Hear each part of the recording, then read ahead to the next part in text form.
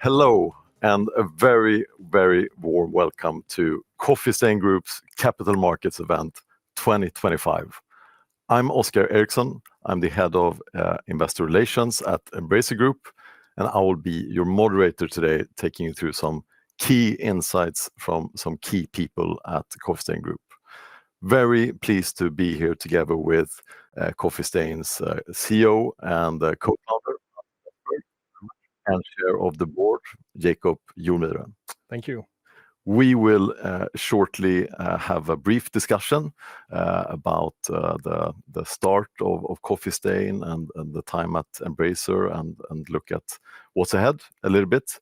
But before that, let us take a quick look at today's agenda and speakers. So after the discussion with Anton and Jacob, we'll head right into an introduction to Coffee Stain with Anton, followed by a look at the gaming market dynamics, then going into Coffee Stain Group's game studios and game portfolio, followed by a look at the financial profile of the group with CFO Erik Sunnerdahl and growth avenues for years ahead, as well, of course, as a conclusion and a Q&A session. Now, one note here is that the presentations by management will be pre-recorded, and the Q&A session will be live here today. So looking at today's speakers very briefly, start with Anton and Jacob, then heading in to hear from 5 of the heads and CEOs of core studios within Coffee Stain Group, including Sebastian, Robert, Søren, Marcus, and Matt, who is with us from the US today, actually. Followed finally then by the CFO, Erik, who will take us through that section. So, with that said, I think let's have a discussion together with Anton and Jacob. So, I wanted to talk a little bit with you both on the background to the spin-off and a few other topics. So, starting with you, Jacob, for some history, I mean, Embracer obviously acquired Coffee Stain now almost 7 years ago. How have you seen Coffee Stain develop during these years? And what value do you believe Embracer has given Coffee Stain? Thank you for that question. For me, Coffee Stain is a company that is very close to my heart. It was actually the first company that Embracer acquired after I joined the board back in May 2018. So we have had a shared history at Embracer, almost a long tenure, both of us. And I've been part of half of the journey you've had with Coffee Stain, and it's been really exciting. I'm truly impressed with what Anton and the team has built at Coffee Stain. When I think about this from an Embracer perspective, this is a hallmark acquisition, I would say. It's a perfect showcase of the decentralized operating model that Embracer has pioneered. Anton and the team has embarked on an ambitious growth journey, and that journey has been empowered by Embracer and supported by Embracer. The company has generated a significant amount of free cash flow. Most of that cash has actually been reinvested back into the business.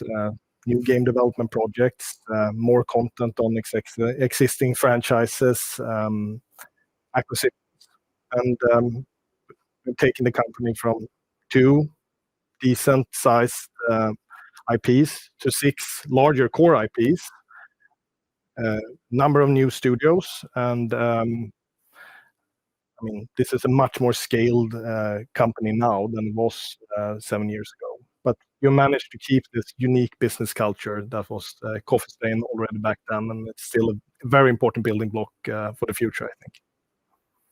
Great. Thank you, Jacob.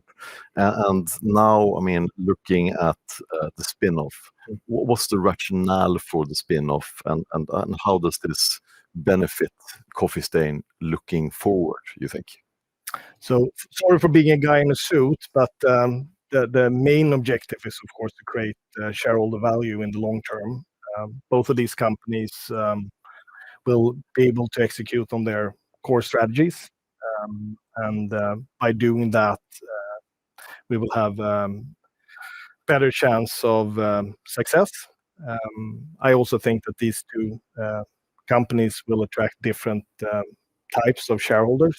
So in the long run, the shareholder base for what is today Embracer will be broadened, and that will provide new strategic opportunities, more strategic flexibility.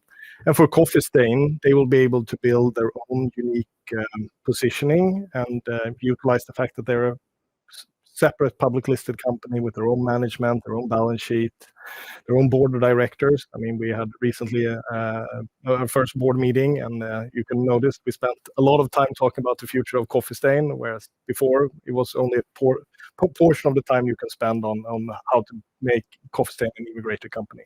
Yeah, very interesting. Thank you. And turning to Anton, in recent years, I would say the gaming market and the market for developers and publishers has at least partly been challenging. Why do you think Coffee Stain has still performed well, and what do you see ahead? Oh, that's a good question. It's been very turbulent years, I guess, for the whole industry. I think that the success of Coffee Stain mostly comes from things we will go through today in the presentations, and it boils back to how we work. And very important thing is that most people that run Coffee Stain and work in Coffee Stain are super passionate about making great games. And I think that a large portion of that, the problems in the market might have come from large companies that have been struggling a bit with all the changes that we've seen, where there's been everything has changed basically since we started Coffee Stain. We were, I guess, a bit lucky coming in when the marketing focus started to shift away from traditional marketing, becoming more important to be able to show your games through streamers and social media. Also, how digital distribution has just kind of not completely taken over, but it's by far the most important. And when we started Coffee Stain, we were already saying that this is what we're going to focus on, and I guess that was a good bet, and it's played out well.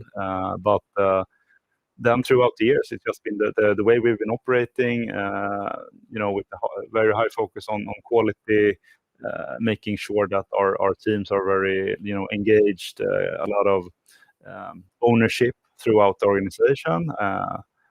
That's been really good. And I think also one of the reasons why we did join Embracer was that we really liked the decentralized model, because that's something that we are operating, and I think we are doing it pretty well. So yeah.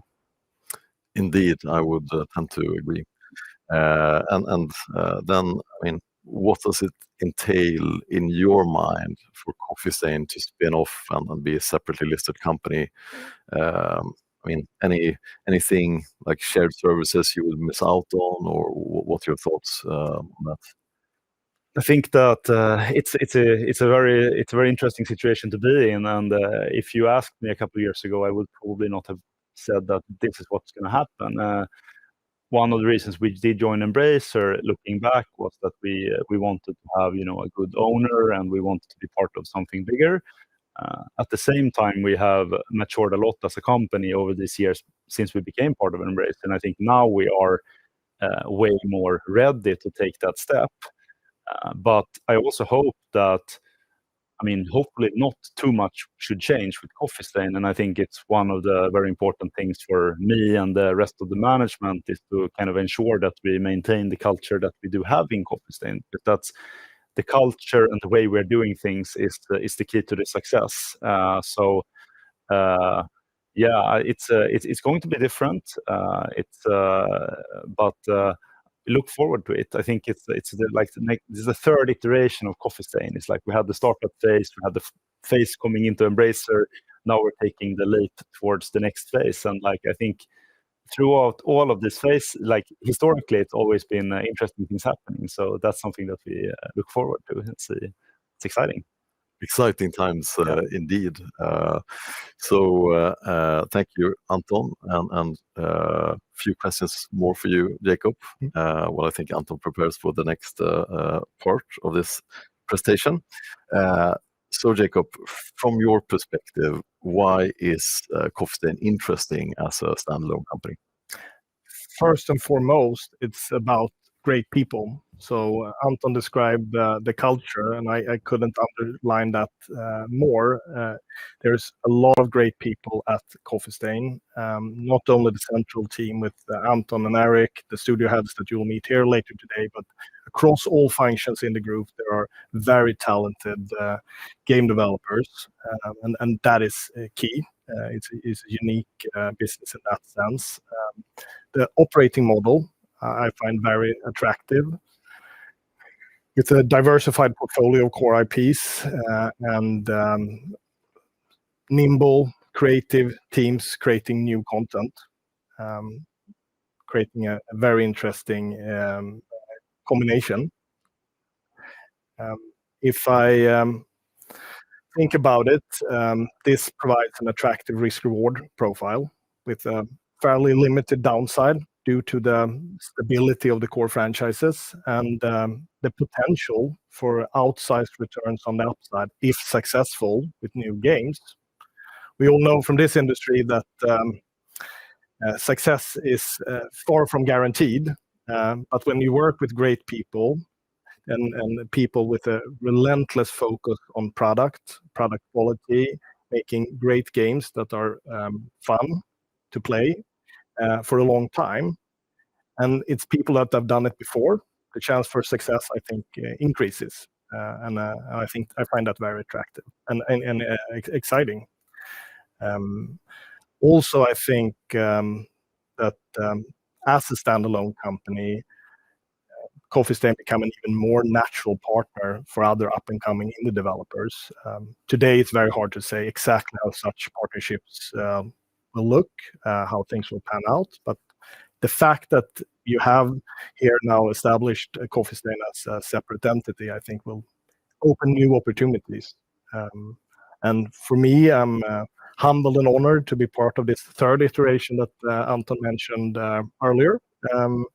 And I'm really excited about what I believe is a bright future for Coffee Stain. Fantastic. Thank you, Jacob. Thank you very much. And now, I'll say, without further ado, let's leave it over to Anton for an introduction to Coffee Stain Group. All right. Hey, everyone, and very welcome. Today, I'm going to go through like an introduction here, and I have been CEO since we started the company, so it's been quite a ride. Almost hard to believe at times that we've been doing this for 15 years. And I'm a passionate gamer, so it's always been like for me a very big privilege to work with something that I really, really like. I don't think that's maybe something everyone is allowed to do. So, and I think that's something that we try to also get through in the whole Coffee Stain Group is that, you know, has to be fun because if you have fun, you make great games. That said, we are going to hopefully give you a little bit more insight into how Coffee Stain works. Small teams making big games for huge audiences. This, I think, catches what we're doing.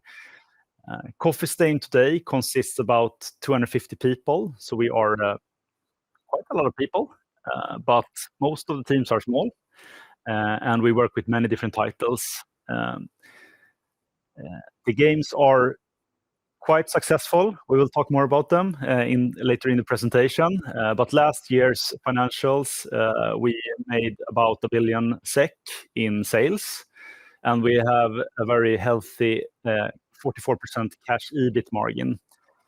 Another thing with Coffee Stain is that we have a strong following, and this number is a combination of taking followers across our different games, because the community is something that is super important for Coffee Stain and something we will talk more about. So the group today, as I said, it's about 250 people, quite a bit from where we started when we were only 9. These people are spread across 13 different development studios that range from, I would say, 5 to 30-ish people. And then we have 2 publishing entities, which Coffee Stain Publishing is one of them, and then Ghost Ship has their own. And ultimately, there's a small mother company. So mostly developers, and then some publishing people as well. One thing to already say here is that even though we have publishing entities, a goal for Coffee Stain is to operate as a decentralized organization where we try to push down a lot of the publishing work even through our studios. And hopefully you will understand more as we have went a bit into the presentation. So today we will go into a deep dive on a number of our games, the core games or core franchises. We have more than these, but we only have so much time for today's presentation. So let's focus on the big ones. I think one first big takeaway here is that if you look at last year's finances, these 6 titles or franchises together accounted for 90% of the net sales. That's an important thing when you think about Coffee Stain. We have a very stable platform that we stand on. And another thing here with these titles that they are all rather mature. They have been around for years, so like none of them are new. So a lot of stable revenues that is coming from these titles. They also are extremely well received from the players, as you can see on these numbers. These are Steam reviews, and they are typically very high. And that's a result of obviously how we put the game quality first when we make our games, but also a lot from how the process works, where we try to involve community and really make sure that we build something that works well with the intended audiences. But first, let's take a few steps back. And just to give you who might not know the whole story, I'm not going to go through all of it, but as I said, we started in 2010, so the company has been around for 15 years.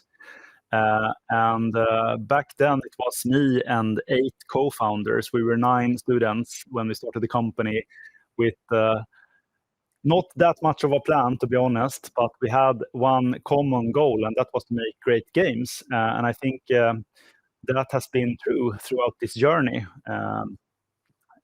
The early years of Coffee Stain, we launched a couple of titles, Sanctum 1, Sanctum 2, but the break for the company actually came in 2014 with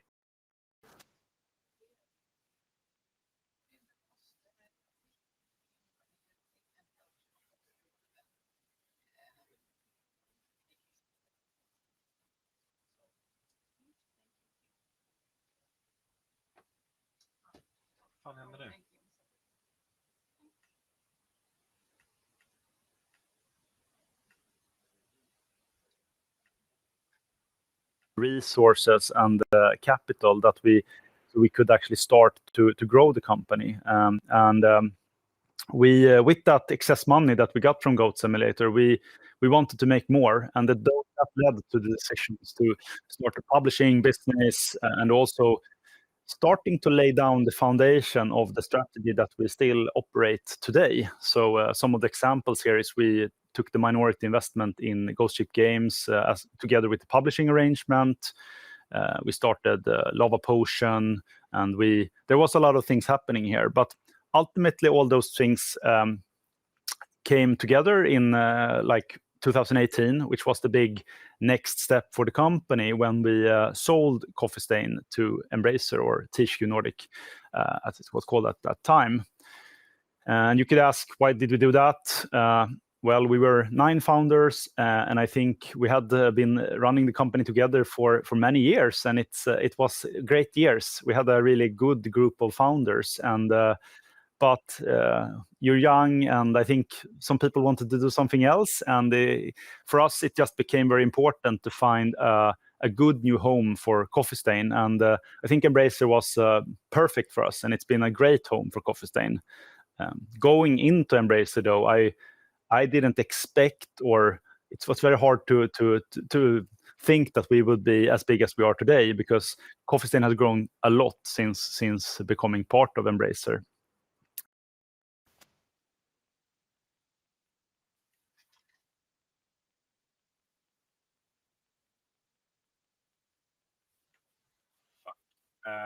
Einar. Ja, jag vet.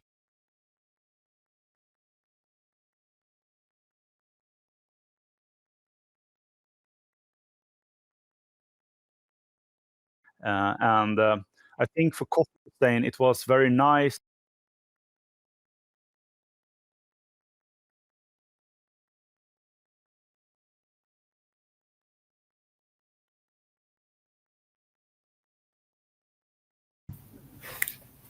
We seem to have a technical issue. We'll be back in just a moment.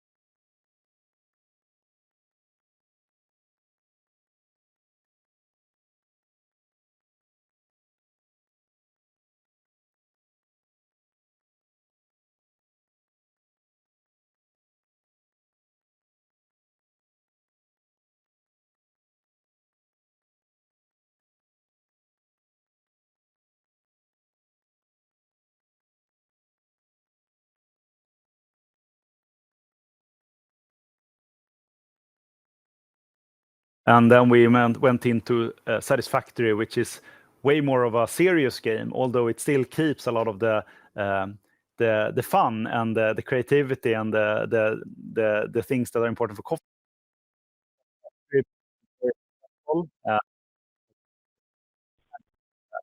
Today it's our biggest games. Next big thing is obviously Valheim, launched in 2021, a game that we will also talk more about. Been crazy successful, coming from a tiny studio. Actually, when we started working with this game, it was only one developer, Rickard Svensson, in Skövde, the same city as we started Coffee Stain. But we're very happy to be co-owner and publisher of Valheim. In 2022, Coffee Stain released the sequel to Goat Simulator, named Goat Simulator 3. has also been very successful for us, and it's very nice to see that a game that potentially you could think about being this just fun or like it would die out. It's just, you know, some joke game. It actually has a lot of staying power, and Goat Simulator is one of the biggest and most important franchises for the group today.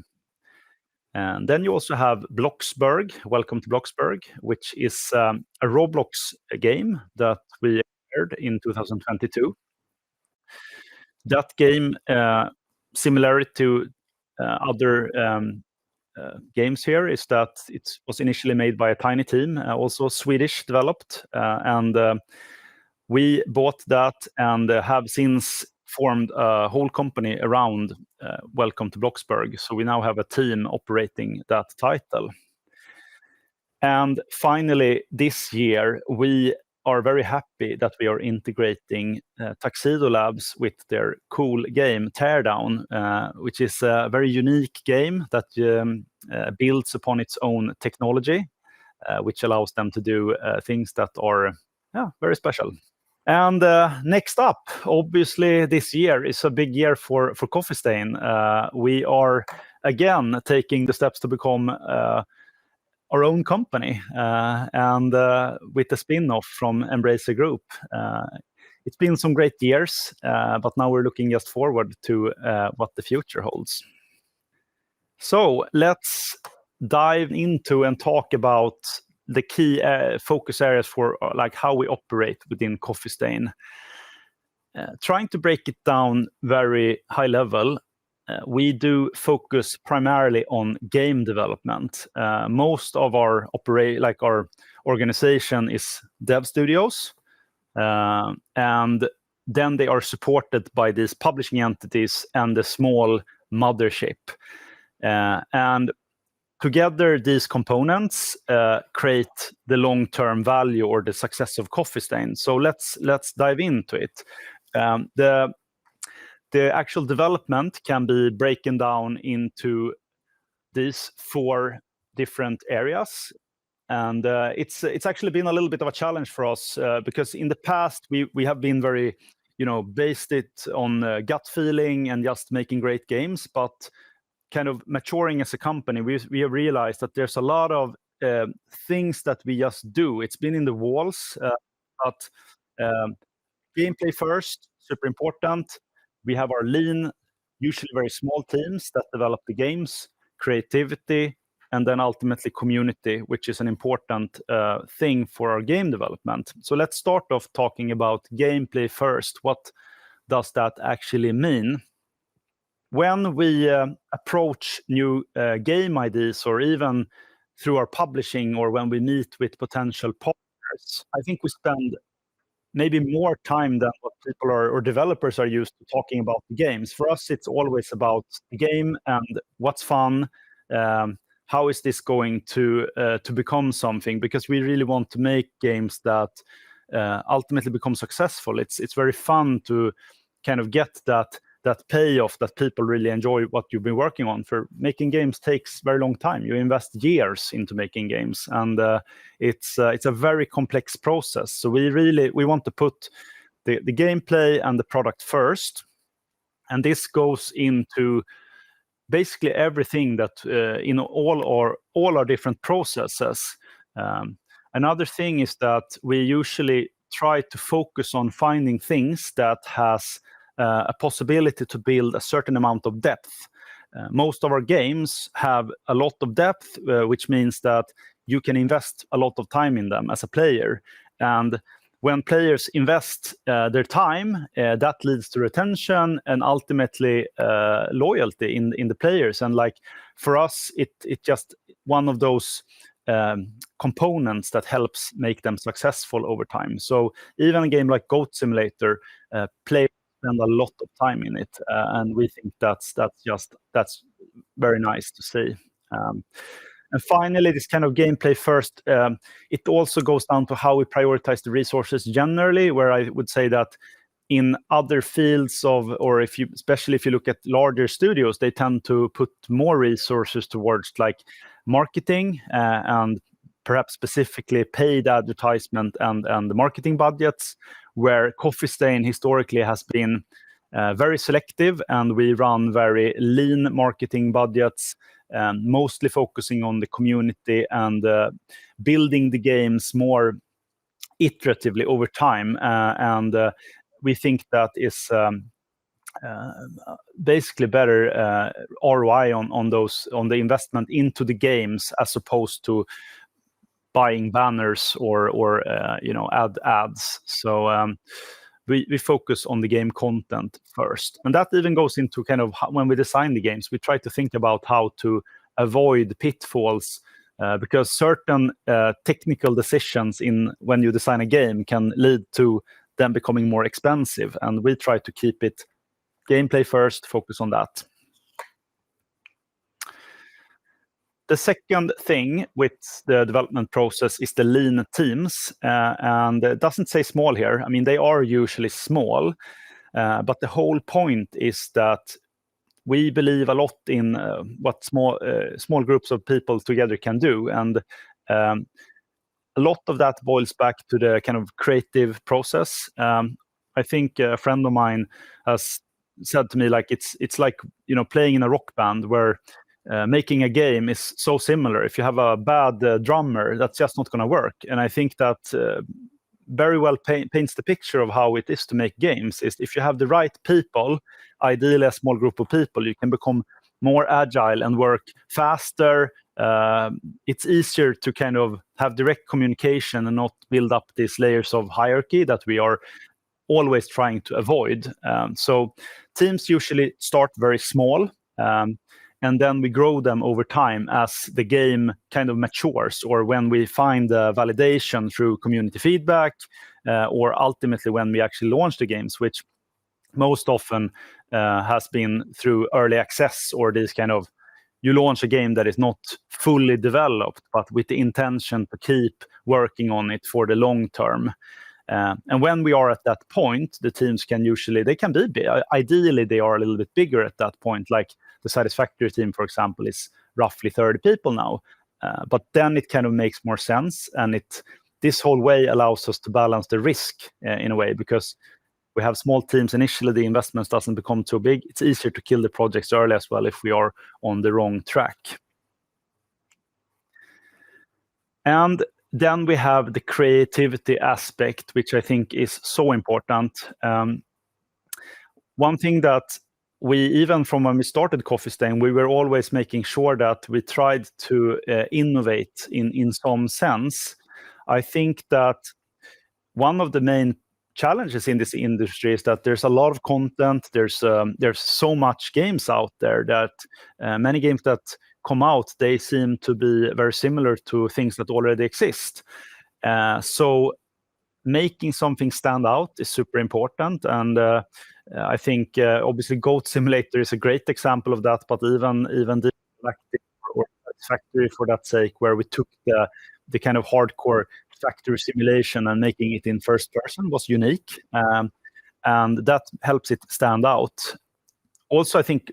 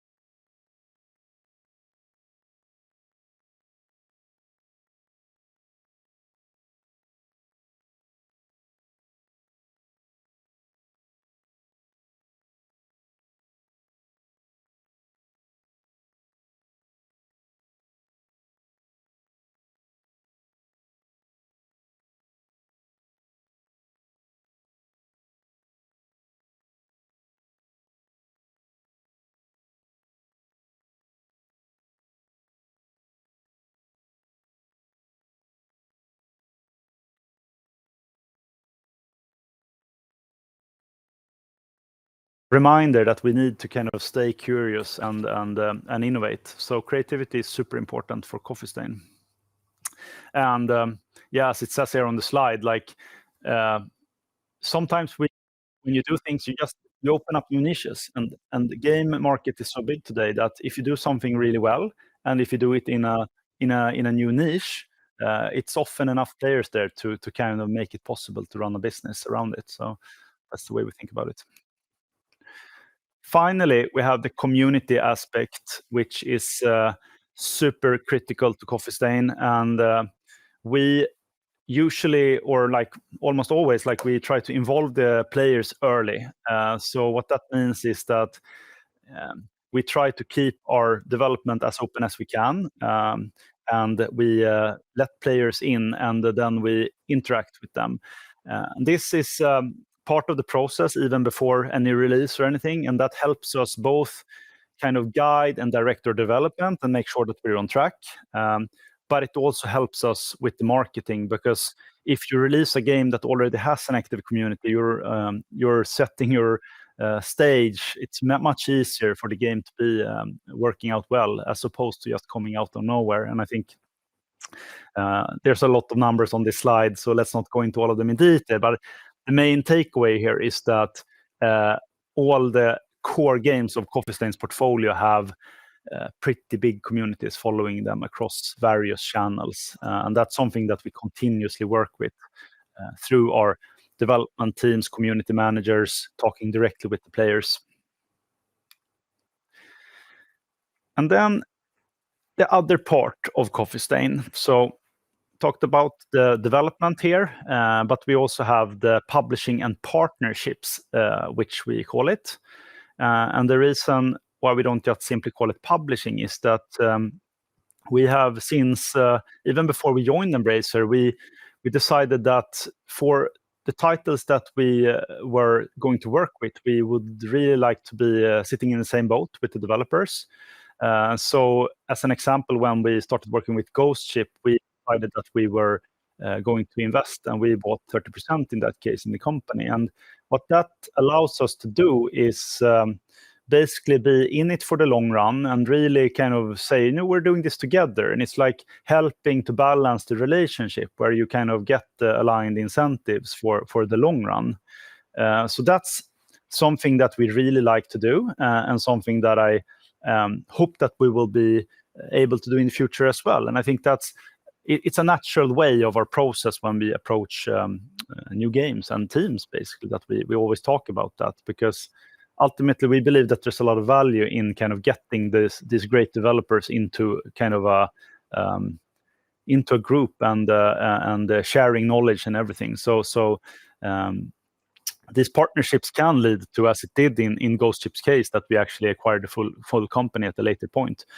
But it's a long process, and I think it's a very good process because it also allows us to kind of reduce the risk somewhat around acquisitions. It can be quite tough otherwise.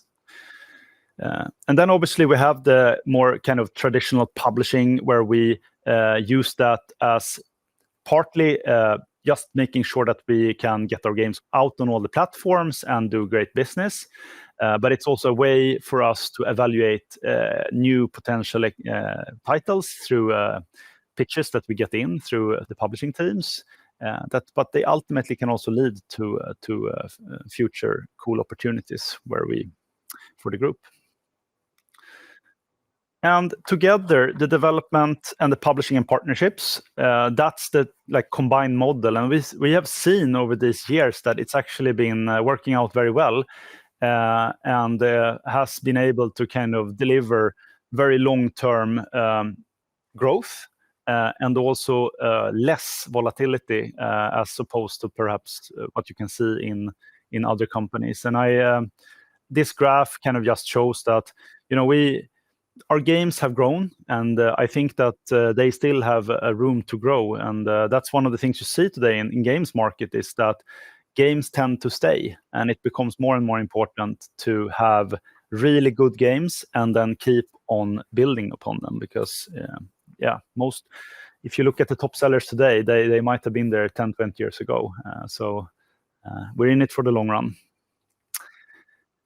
that wraps up the first section. Now I'm going to head into talking a little bit about the gaming market dynamics. And I think first off, let's just state what perhaps is pretty obvious, but today almost half the world's population play games in some shape or form. It's a huge industry. Games are everywhere.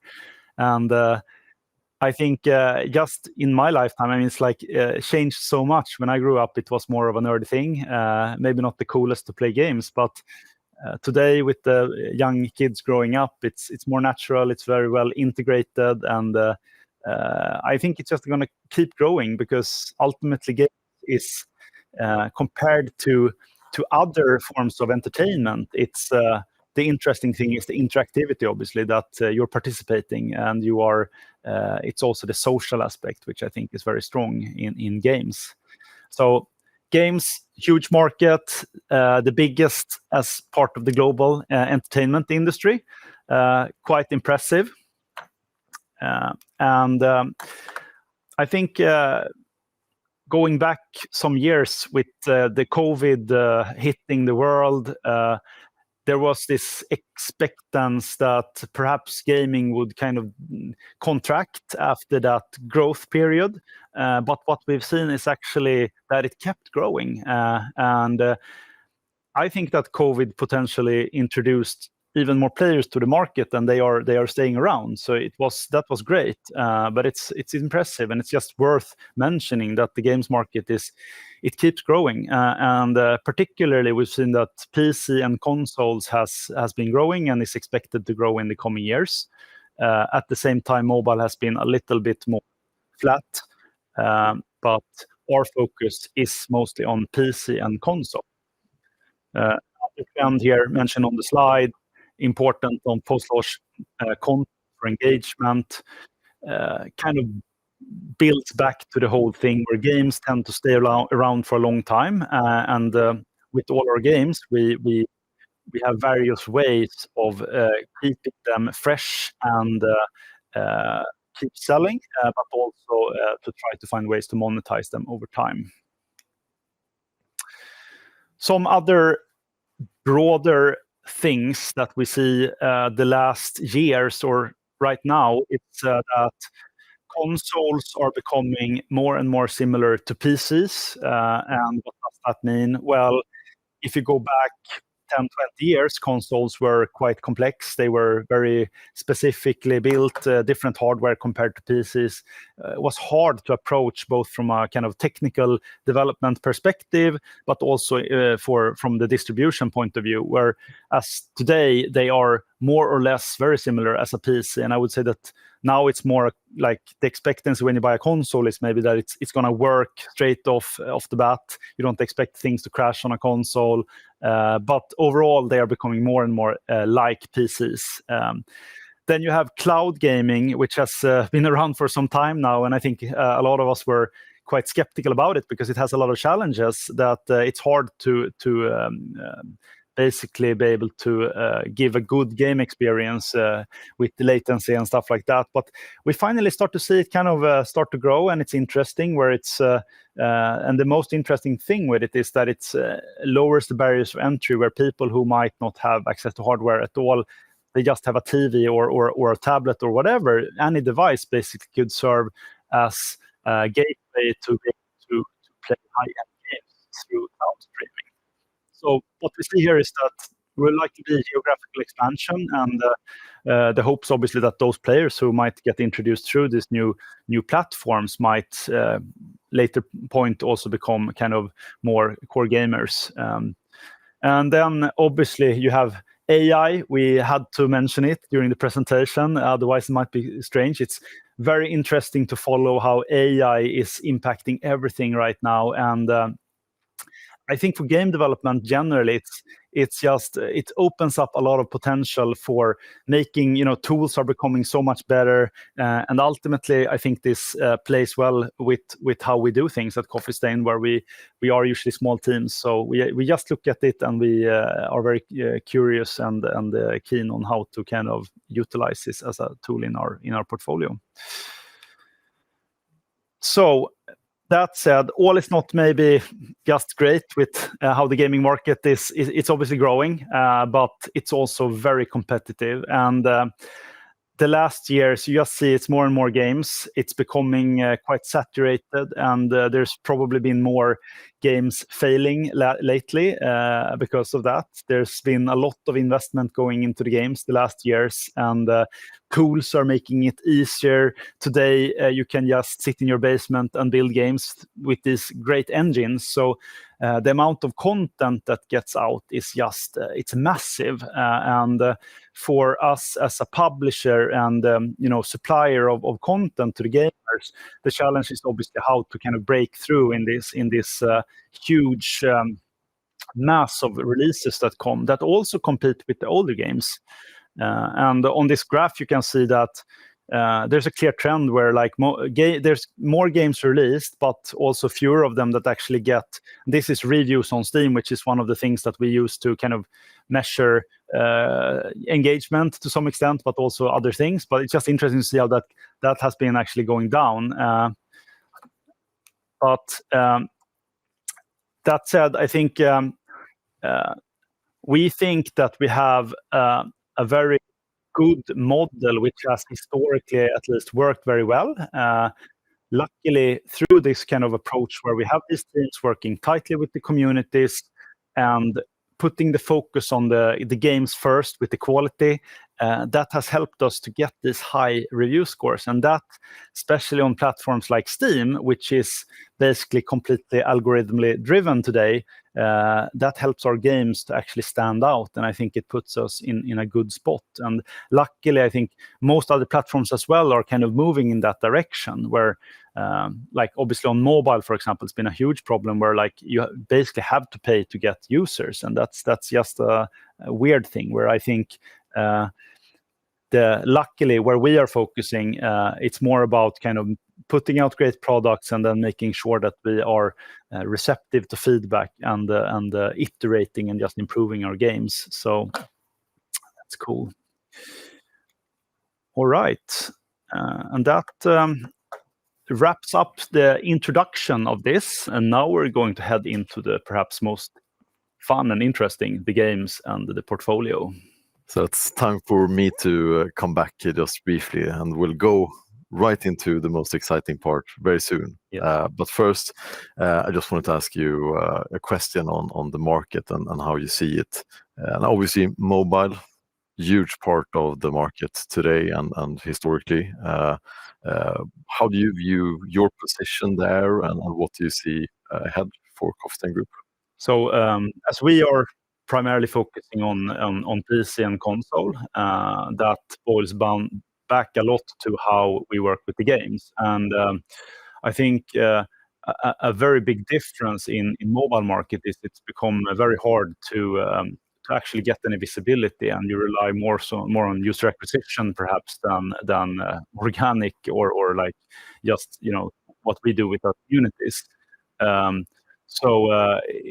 That is, I think, the main reason why we focus so much on PC and console is because we think that our strategy works very well.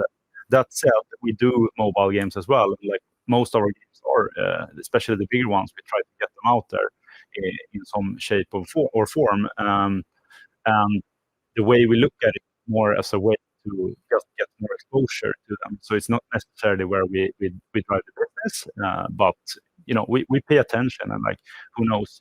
It's not like we're ignoring it, but it's not the main prioritization for us. Okay, so and now looking at the next section, tell us why these 6 IPs and studios that we'll dive deeper into today. So these games that we will talk more about now are obviously key IPs for Coffee Stain, and as I mentioned before, they make out about 90% of last year's sales, and they are pillars to our business. So we will go into each one of them individually, and you will have the chance to meet the studio heads or the ones that lead these teams, and they will give you a very more thorough rundown of them all. But just briefly, obviously, we're going to start with Goat Simulator, the game that kind of started it all, followed by Satisfactory, our amazing factory simulation game. And then we're going to take a look at Deep Rock Galactic, made by our friends down in Copenhagen. And followed by Teardown, which recently became part of the group, which I'm very happy about, which are doing their things a bit differently with their own technology, which is really cool, allowing them to do things that is very tough for other developers generally, I would say. And then we're looking at Bloxburg, maybe standing out a little bit in the Coffee Stain portfolio, but shares a lot of similarities with it's actually one of the biggest games that we have in terms of users. And lastly, I'm going to give you a rundown of Valheim. So it's the key IPs. Let's dive into it. So should we welcome Sebastian Eriksson to the stage? Yes. Sebastian has been part of Coffee Stain for a long time now, over 10 years, head of Coffee Stain North. And yeah, very happy to have you here. Thank you so much. Okay. Hello, everyone. My name is Sebastian, and I am the CEO of Coffee Stain North. We are based in Stockholm, and we're most known as the wranglers of the Goat Simulator IP and the creators of Goat Sim 3.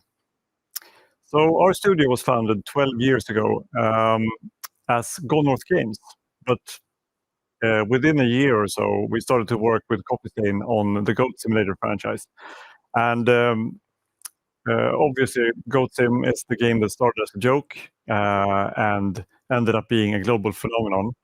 And our team has always felt a very good connection and kinship with the good people at Coffee Stain. So when we decided to rebrand and become a sister studio, it felt very natural to us.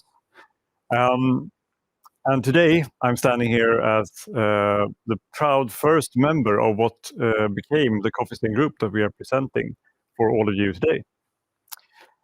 And ever since, our mission as a game developer has been to create unique, fun, and unpredictable experiences that stand out in an increasingly populated industry of great games. But let's talk a little bit more about Goat Simulator. So you would expect that a game with a name like that would be only about goats. But the reason that people stay is that we provide physics sandbox that has no fail states and no game overs and almost no rules. We really try not to limit what the players can do in this game. And in turn, they break this game in the most hilarious ways possible.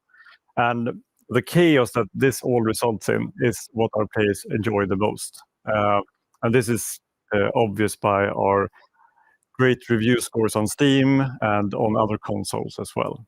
So since 2014, when the first game was released, the Goat Sim franchise has garnered 1.4 billion SEK in net sales. And we have reached millions of players on a myriad of platforms, everything from PC, console, mobile, to subscription services. And managing this type of global franchise and success usually takes a lot of people, but we have managed to keep our team really small and the overhead reasonably sized. And part of this is due to the close partnerships that we have formed during the years with several other studios, where we can temporarily scale our team when we, for example, need to launch the game on a new platform, while also letting the core team focus on what they do best, which is creating great content for the game. And speaking of content, if you've lived under a stone, or if your algorithm has deprived you of goat memes in general, or Goat Simulator in particular, here's a little tease of what you have missed.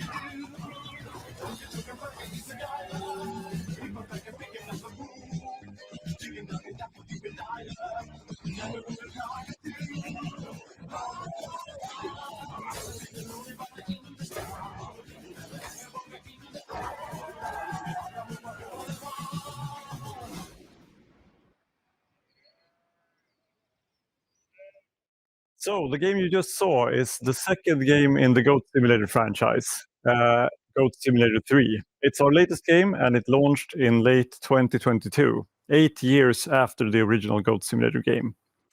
And since then, we have delivered a lot of content, both free and paid. And I'm happy to say that last year was our most successful to date in terms of organic sales. So the premise of Goat Simulator is pretty simple. What happens if you take a pretty normal real-world situation and then you add a goat to that? But since then, we have started to exploring new worlds and themes on top of that, visiting high fantasy, space exploration to zombie apocalypse. And this same winning concept is going to continue with Goat Sim 3. And last year, we released its first expansion called The Multiverse of Nonsense. In it, no parallel universe is left untouched. And we shrink the player down to fit inside the capybara to rage war on its kidney stone. That's just one example of what our players have come to expect from our games series.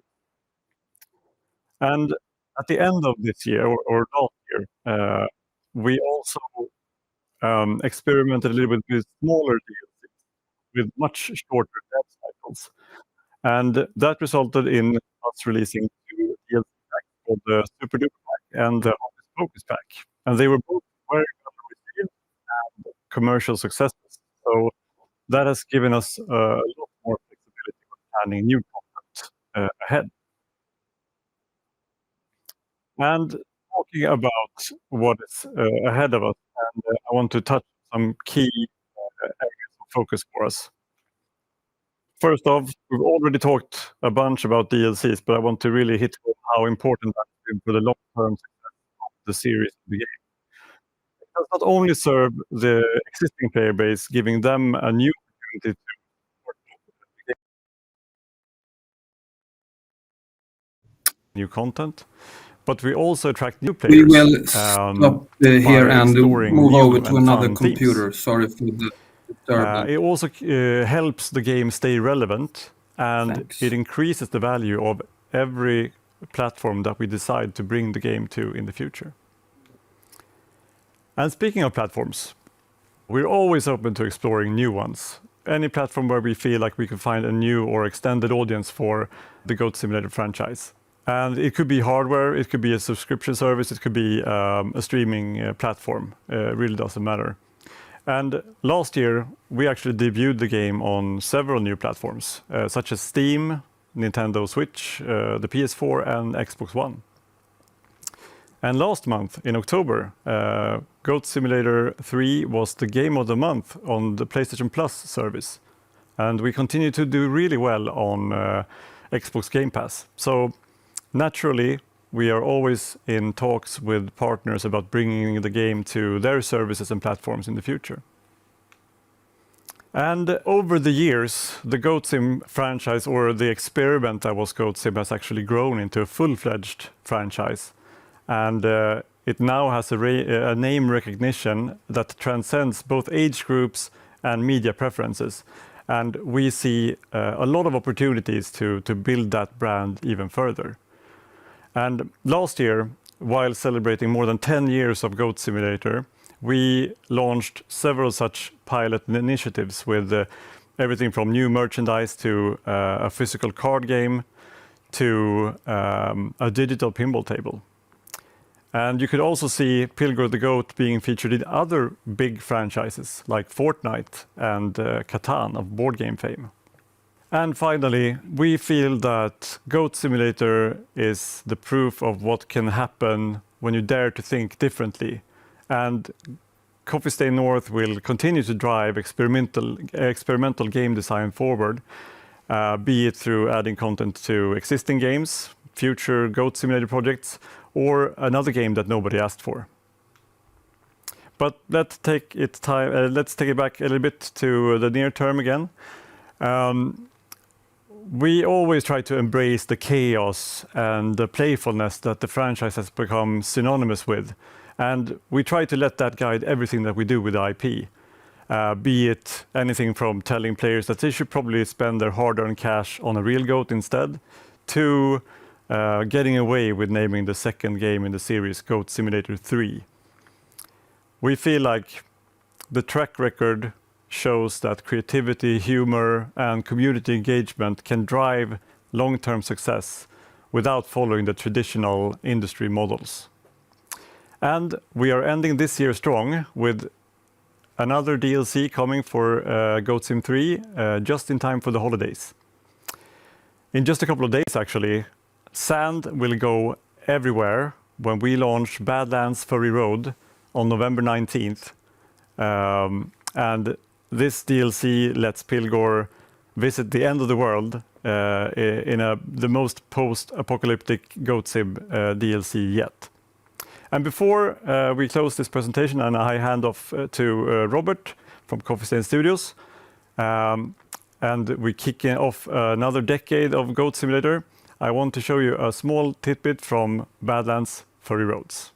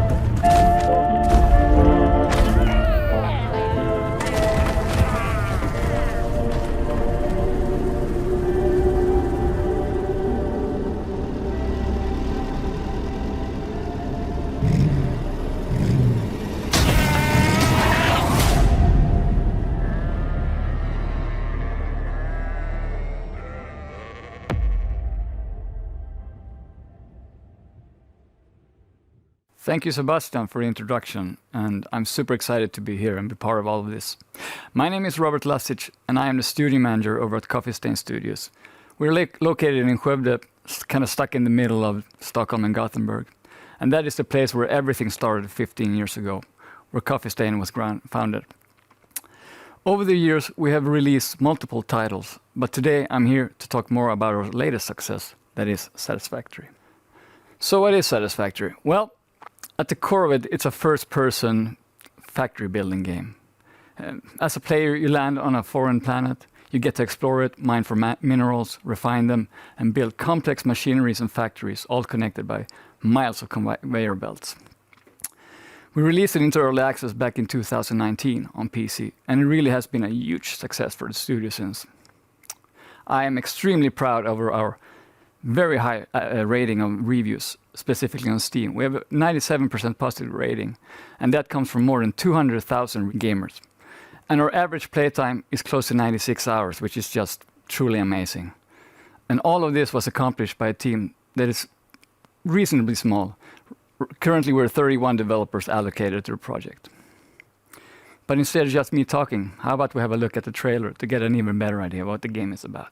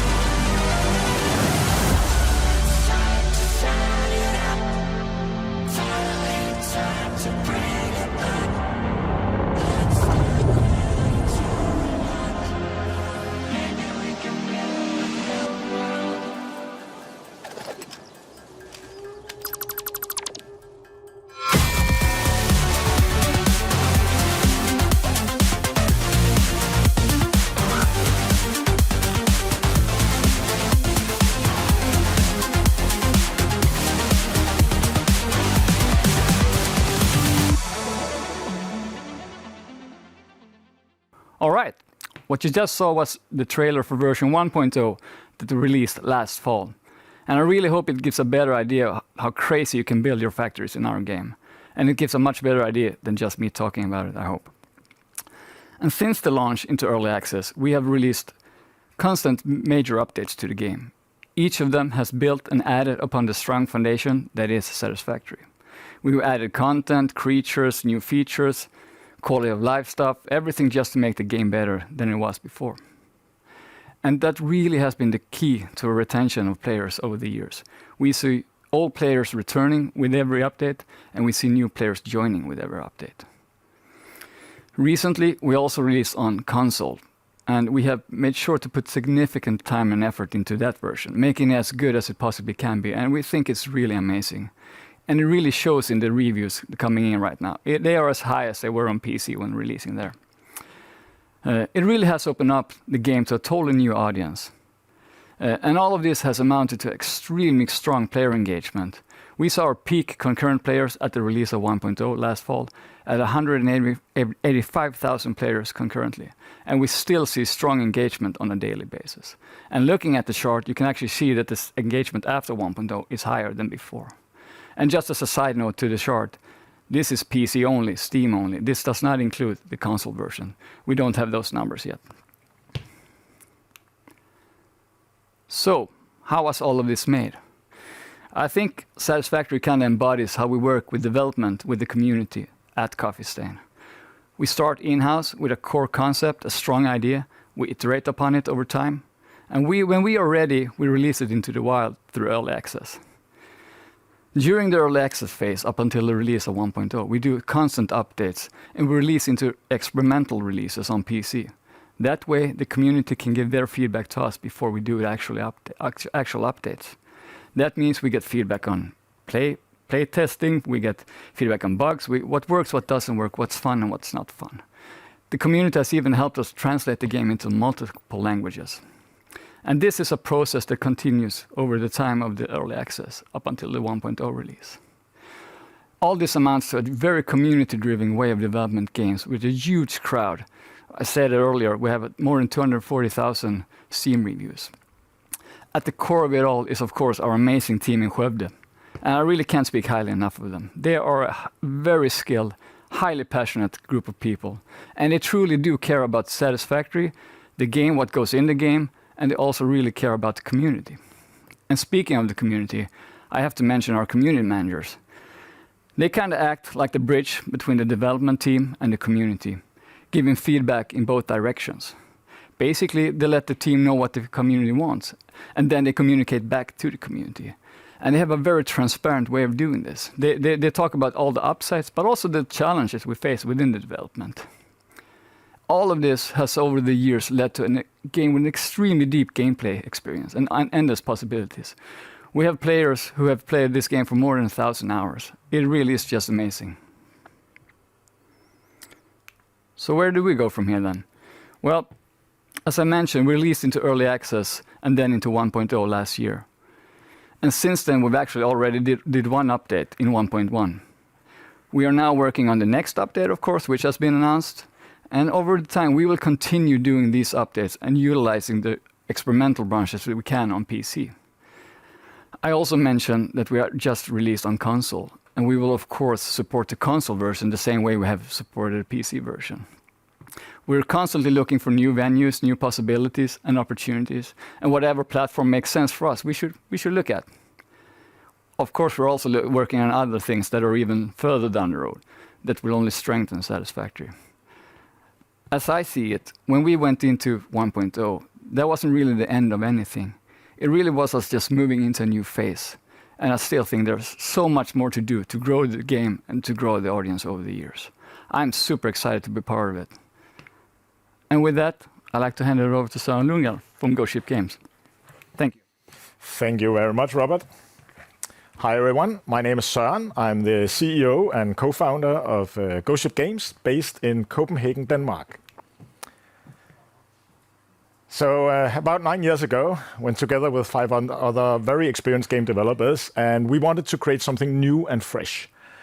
We wanted to combine the cave exploration from a game like Minecraft with the cooperative shooter like Left 4 Dead, and that resulted into Deep Rock Galactic. The premise for Deep Rock Galactic is pretty simple. It's 4 space mining dwarves drilling for gold on an alien planet. We thought this was really cool, though it took a while until the rest of the world caught on to this. So back in 2018, when we released Deep Rock Galactic into early access, it didn't really blow up like a major game release. But over the years, it has slowly sold more and more units, reached more and more players, and have now generated more than 1.2 billion SEK in revenue and reached more than 11 million units sold. The players, they keep coming back for this game. They really love the game. They leave positive reviews, and they see the game as like a lifestyle, a hobby, even an identity. But maybe we should just take a look at the game before I continue.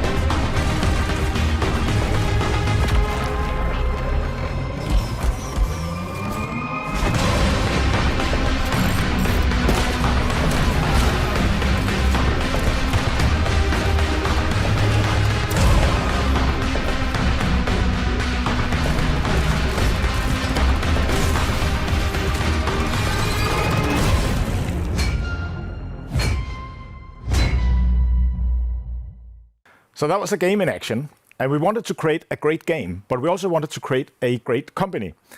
So Ghost Ship Games was founded in 2016, and we set out some rules for ourselves to make sure that we could navigate the coming future.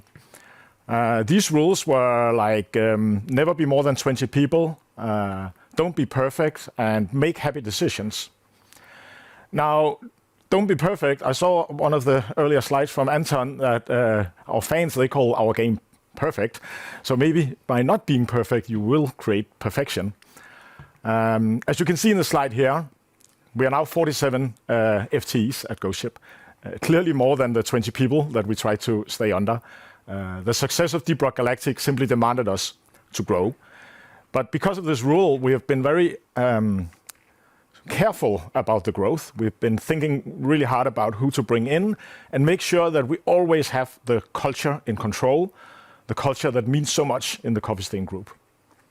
Make happy decisions basically means, of course, you always want to make good business deals, but we really want to work together with people we like and love and that we admire or can get inspiration from. And with Ghost Ship collaborating with Coffee Stain, that's definitely what happened. In Denmark, we are kind of envious on the extreme success of the Swedish game industry. And I really wanted to figure out what is this secret sauce that is happening in Sweden. What are you drinking here? And what we realized, or I realized, was that one of the many components to this is that in Sweden, you keep investing back into the industry. You keep the success goes back into the newcomers. So inspired by this, we at Ghost Ship have been investing heavily back into the Danish game industry and helped and still helping other developers reach success. And we've also been part of forming an actual association for the Danish game industry. So back in 2016, when we started working on the game, co-op games were not as big as they are today. We realized there was probably a demand in the market here, and we just really wanted to make the best co-op game, the best co-op shooter ever. To help us do that, we coined the term co-op first, which of course means that we focus on collaborative gameplay in the game itself, but also between the team members and between us and the community. We really wanted to build a community alongside this game. We wanted to try open development, which to us means not having any secrets or very few secrets, being very transparent, and involve the community as much as possible. Back then, we didn't really know how critical that would actually be to our success. The community aspect is definitely what has brought Deep Rock to the high level of success it has today. And this community not only helps with bugs and suggestions and feedback, but they are also our greatest ambassadors. They are bringing in other players, basically. So as long as we see our players play the game, we know that we'll bring in friends and we will sell more units and grow our business. Today, Deep Rock Galactic is as much owned by the community as it is by us. And we really respect that.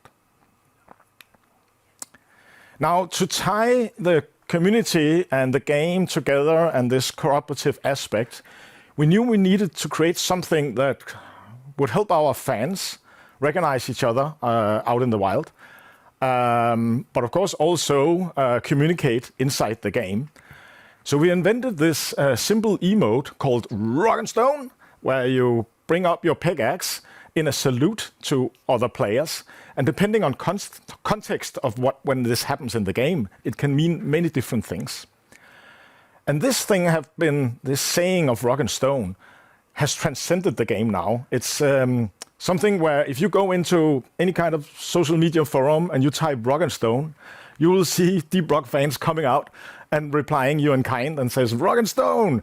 And the tribe kind of finds itself there, recognizes each other, and it's a really strong way for our players to feel identity with the game and their hobby.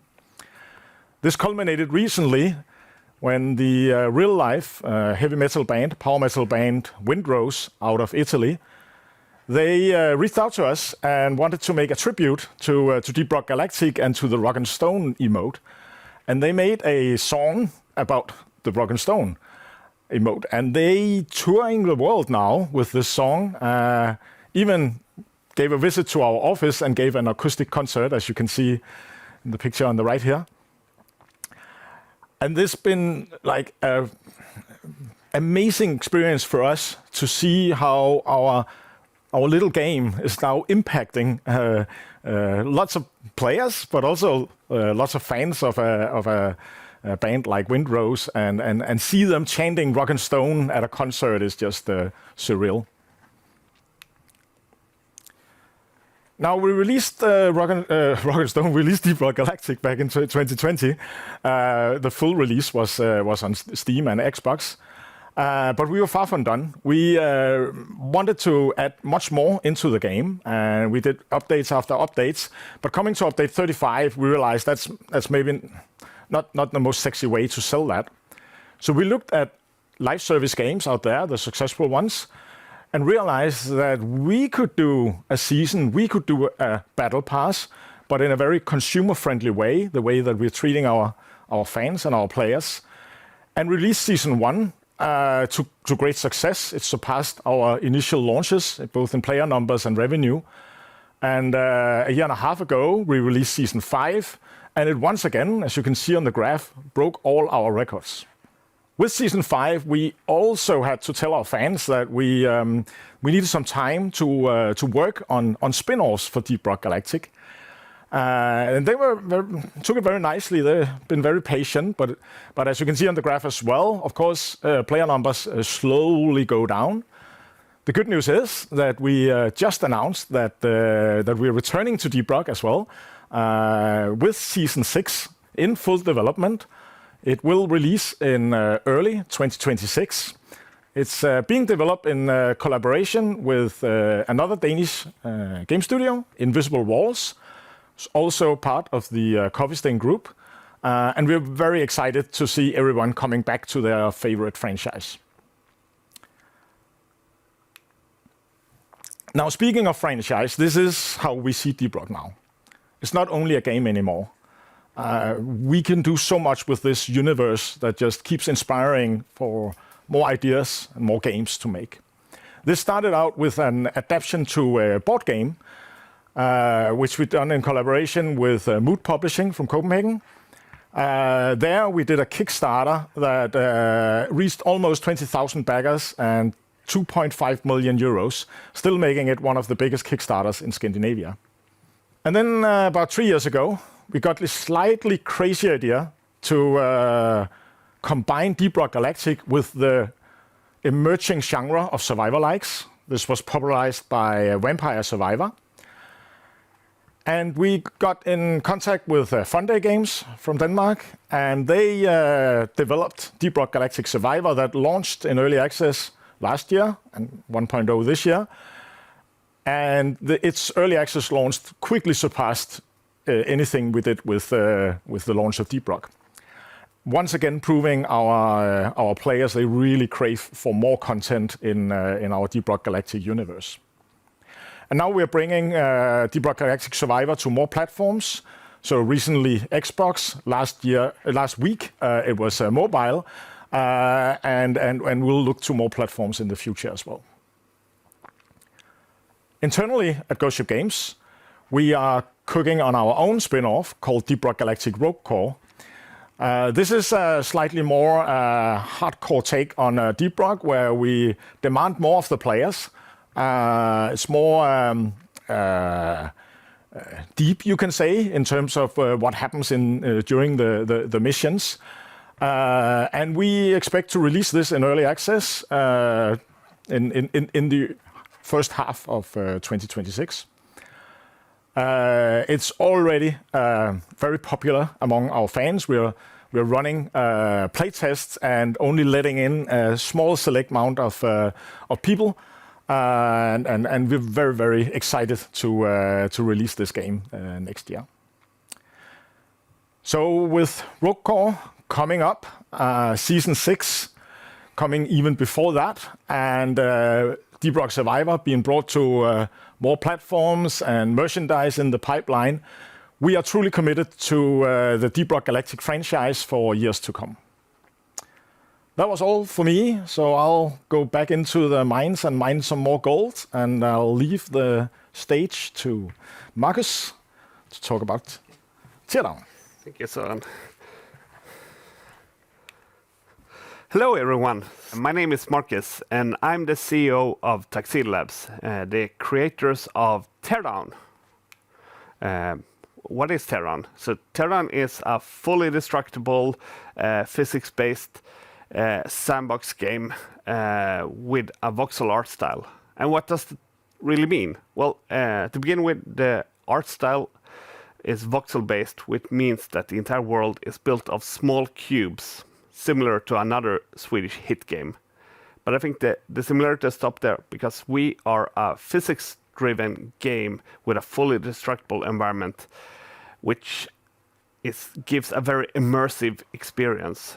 For instance, in this image, you can take the crane, lift the shipping container, and smash it through the wall of the building, and that will make a big hole in the wall. And who wouldn't want to do those kind of things?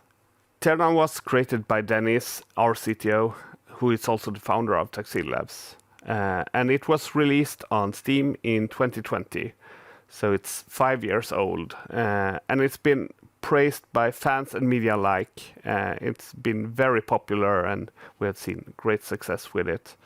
And sales have risen year over year as well.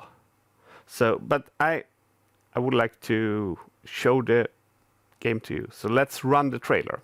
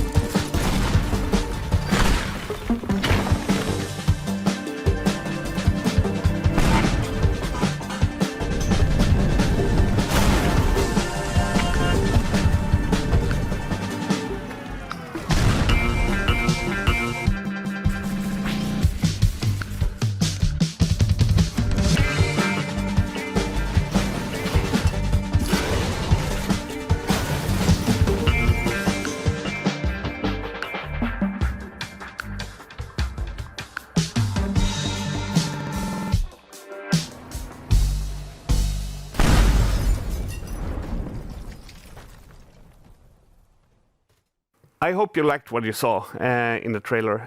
And who are Tuxedo Labs? Well, Tuxedo Labs is a small team of 15 people in the heart of Malmö, and our main focus is technology.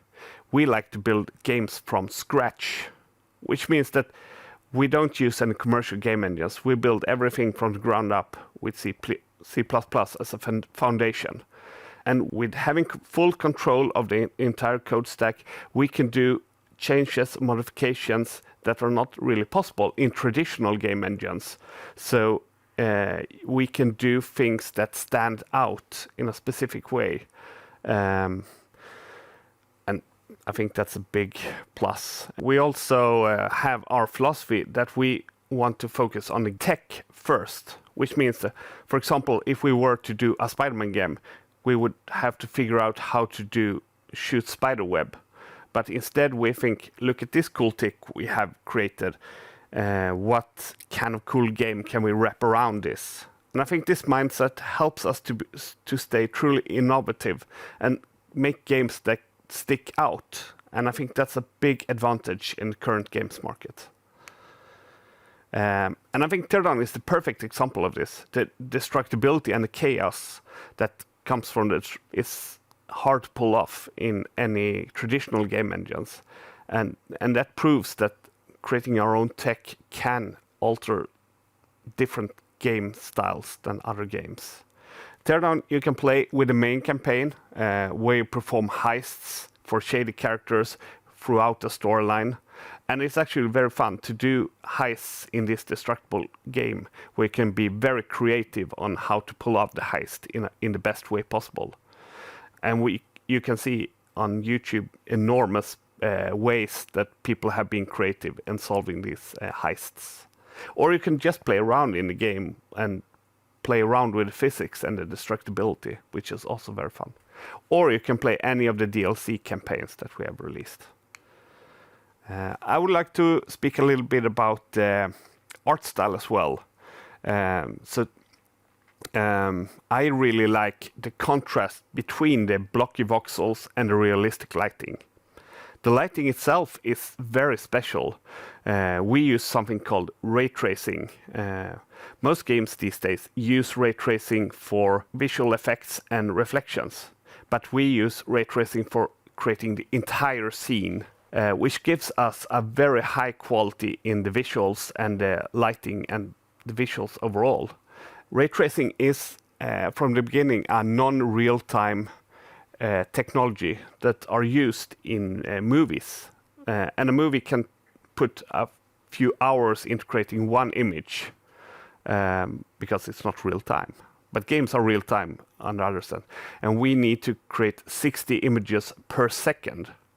And I feel like it's really great that we can use this ray tracing technology to get as high quality as possible on our visuals.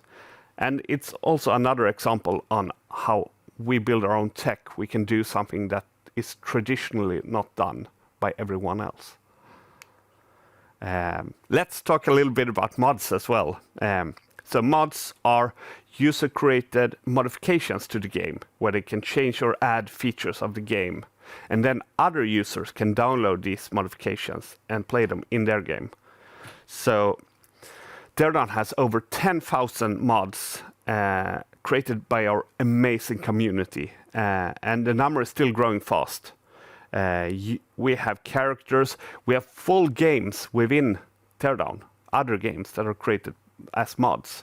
We have tools, a lot of different tools and weapons. We have almost any imaginable vehicle you can think of. And we have maps as well. So in this image, for example, we have the medieval fantasy castle here, which is a modern map. And it's very different from the main game of Teardown. And that proves how you can transform the game into anything you want and play it the way you want to play it. And since the launch, we have done a lot of updates. For example, the modding support that I just talked about, that was added as an update to the game after the launch. We have added PS5 support, we have added box support, we've actually doubled the main campaign when we released campaign part 2. We've added characters, animations, visual effects, and free DLCs as well. And we are not finished yet, because soon we are releasing multiplayer. Multiplayer you can play Teardown together with your friends or with strangers. And the interesting part about multiplayer is we have tied this very tightly to the modding support, which means that the multiplayer experience can be experienced in modded content, which means that you could technically play Capture the Flag in the medieval fantasy map that I showed earlier. Another thing that's also interesting here is that we have tied it, our gameplay support is tied, multiplayer gameplay support is tied into the modding support as well. So if we don't create the perfect gameplay experience in multiplayer, someone in the modding community might do that. And I know that actually there are a few modders already that are started to work on multiplayer game modes before we have even launched this. So I think multiplayer will give us enormous potential to having fun together. Tuxedo Labs is one of the newest additions to Coffee Stain, and feels like we have finally come home. Coffee Stain understands the importance of creating great games. They understand that it takes a lean team to be truly creative, and they understand the importance of the community, something that Tuxedo Labs also think is very important. Going forward, we always listen to the community, so we drive the game in the right direction. And I think multiplayer will open up a lot of new possibilities for the game. And I cannot wait to show you all the other things we have brewing in the lab. Thank you so much for listening. Now, handing over to Matt at Coffee Stain Gothenburg. Thank you, Marcus, for handing it over to me here in the US today. Hey everyone, I'm Matt, the studio manager of Coffee Stain Gothenburg. I'm thrilled to introduce you to, or should I say welcome you to, our game Welcome to Bloxburg, and share more about our journey, the team behind it all, and our strategy. Welcome to Bloxburg, or Bloxburg for short, is a long-standing and beloved life simulation and role-playing game on the Roblox platform. Players immerse themselves in our open virtual world where they can create their own homes, stories, and experiences. Bloxburg is what's considered a live ops title, meaning that it's continually evolving. We deliver regular updates year-round, including new furniture, gameplay features, locations, and themed seasonal content to keep our players engaged and inspired. Here's a brief video showcasing our virtual world of Bloxburg.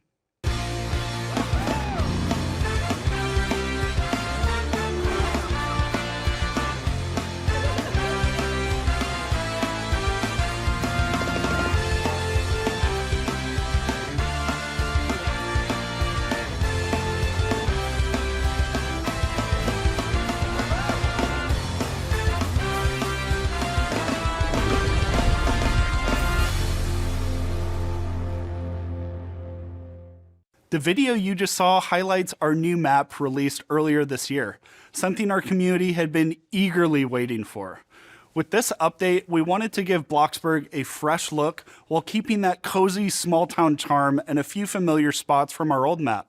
It also built the foundation for future content, events, and new ways for players to be inspired with all of the new scenery. Our community thrives on creativity, whether it's building and decorating their homes, role-playing with friends, or submitting creations such as their short films in our community competition.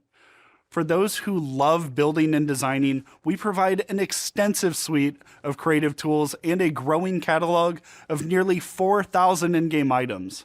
Players can build and furnish everything from cozy homes to grand hotels, using intuitive tools to place structures like walls, floors, and roofs, and apply custom colors and materials to achieve the look they desire. Advanced features also give builders greater precision, flexibility, and scale, allowing for more ambitious projects and creative expression. The creations our players make and the virtual world that they build them in serve as the foundation for Bloxburg's role-playing community. Players bring these spaces to life in ways such as running virtual restaurants, forming families in their neighborhood homes, or hosting friendly sports matches in their custom-built arenas, just to name a few.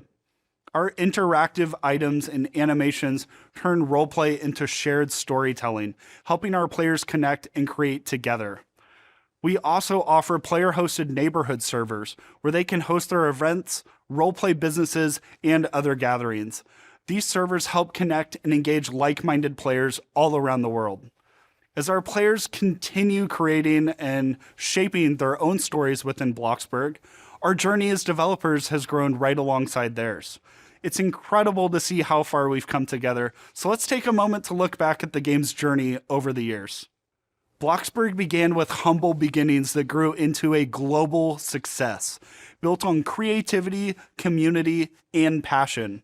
The project started in 2014 with a solo developer and launched publicly into a paid access beta in August of 2016.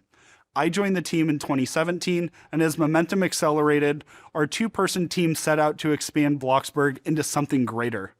As players' virtual homes grew in scale, so did our community. They dedicated countless hours to building, role-playing, sharing ideas, and helping shape the game into what it is today.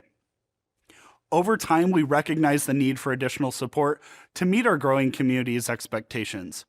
In August 2022, we joined the Coffee Stain family and established a new studio in Gothenburg, Sweden, which now has evolved into a team of 17. While larger than those early days, we continue to embody the mindset of a small and passionate team making a big impact. This expansion has allowed us to scale up the content we're providing our players, streamline our production processes, and strengthen our connection with players while staying true to our player-driven foundation. Nearly a decade after launch, Welcome to Bloxburg remains one of Roblox's most recognized and enduring titles, now nearing 10 billion play sessions, which Roblox names visits. Today, we engage around 10 million players per month and nearly 1 million daily active users. Roblox as a platform allows our users to connect cross-platform on iOS and Android phones and tablets, PC, and the PlayStation and Xbox consoles. Over the many years we've been around, Bloxburg has received multiple Roblox Platform Awards, now known as their annual Innovation Awards. Some of the awards include Best Role-Playing Game, Favorite Updated Game, Most Returning, and Best International Hit, reflecting the game's quality, immersion, and connected community. Now I'd like to walk you through how our game is built to give players a great experience while also functioning as a sustainable business. Approaching 10 years after our initial release, we're proud to still rank among the top earning games on the Roblox platform with lifetime net sales of 1.35 billion Swedish kroner. While those results are something we're proud of, what matters most to us is the mindset that we're taking towards our monetization. We've always focused on keeping Bloxburg fair and non-pay to win, making sure that our players can enjoy a balanced and rewarding experience. The in-game economy revolves around currencies, which players can earn through various jobs, such as working at our fast food restaurant or teaching at our high school. They can spend those earnings on their creations, or if they'd rather skip the grind and get back to that building, they can choose to purchase the currencies in various packages. Players are also rewarded through login streaks and special events, sometimes earning our premium currency, which is used for exclusive items or other special features. We also offer monthly subscriptions that provide recurring currency packages or server ownership and one-time unlocks for advanced editing tools and convenience perks such as increased job wages. What's just as important as what we offer is also what we don't. From the start, we've strayed away from random mechanics like loot boxes, which is something we take a lot of pride in. Like any long-running game though, our revenue story has changed over time. So let's take a look how those trends have evolved and what they tell us about our players, the platform, and our priorities moving forward. While we've had many accomplishments to celebrate, it's no secret that Bloxburg has seen a decline in both player activity and revenue in recent years, and we want to be transparent about the main reasons why. Now in its 9th year, Bloxburg operates in a vastly more competitive ecosystem.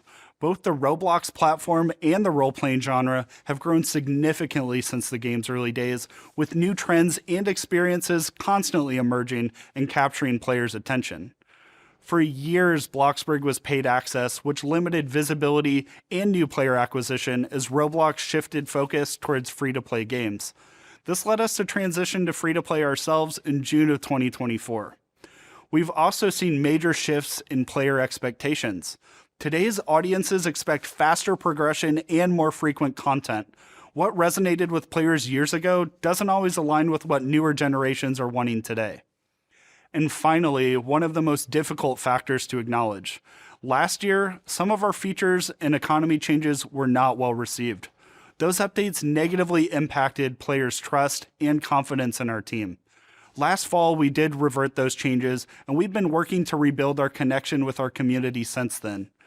While the last few years have brought their challenges, we've seen them as valuable lessons that have shaped how we move forward, and they have given us a better understanding of our players, their expectations, and how we can better serve them. So next, I want to share what that looks like with our strategy for the future and how we're planning to bring fresh energy and momentum back into Bloxburg. We're taking meaningful steps to better position Bloxburg for long-term success by strengthening our ability to serve players, stabilize revenue, and reestablish the game as a leading title on Roblox. Our first focus is on our people.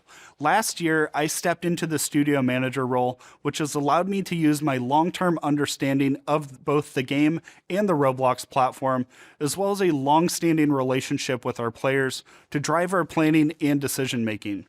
This has also included expanding our team strategically.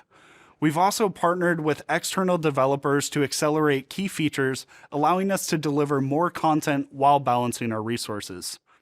Rebuilding player trust also remains a top priority.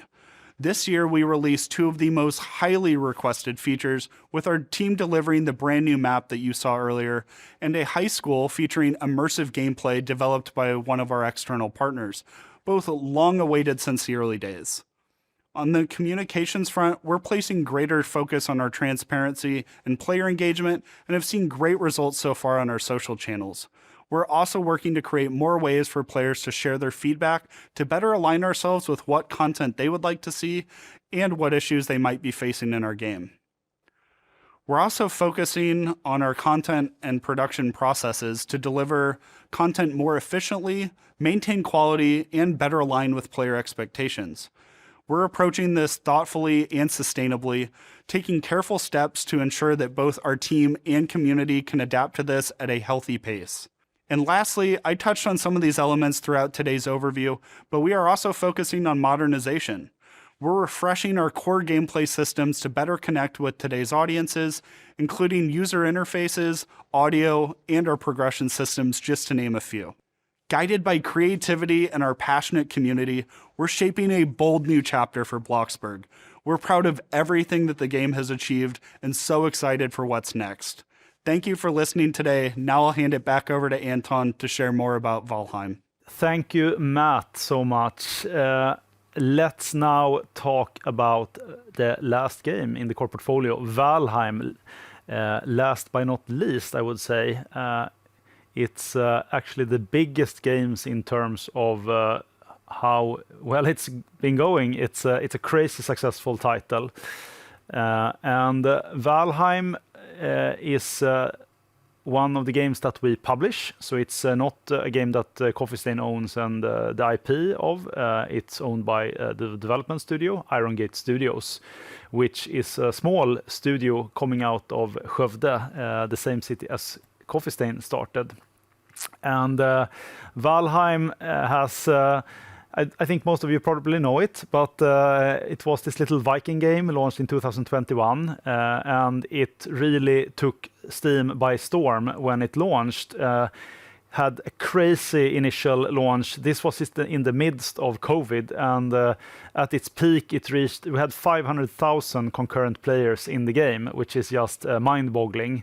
And since then, the game has total sold now over 16 million copies, and it's still in early access. And similarly to the other Coffee Stain titles, it also holds extremely positive reviews, which we are very happy about, and also very high engagement with impressive game time where people spend on average 66 hours, which I think is pretty crazy.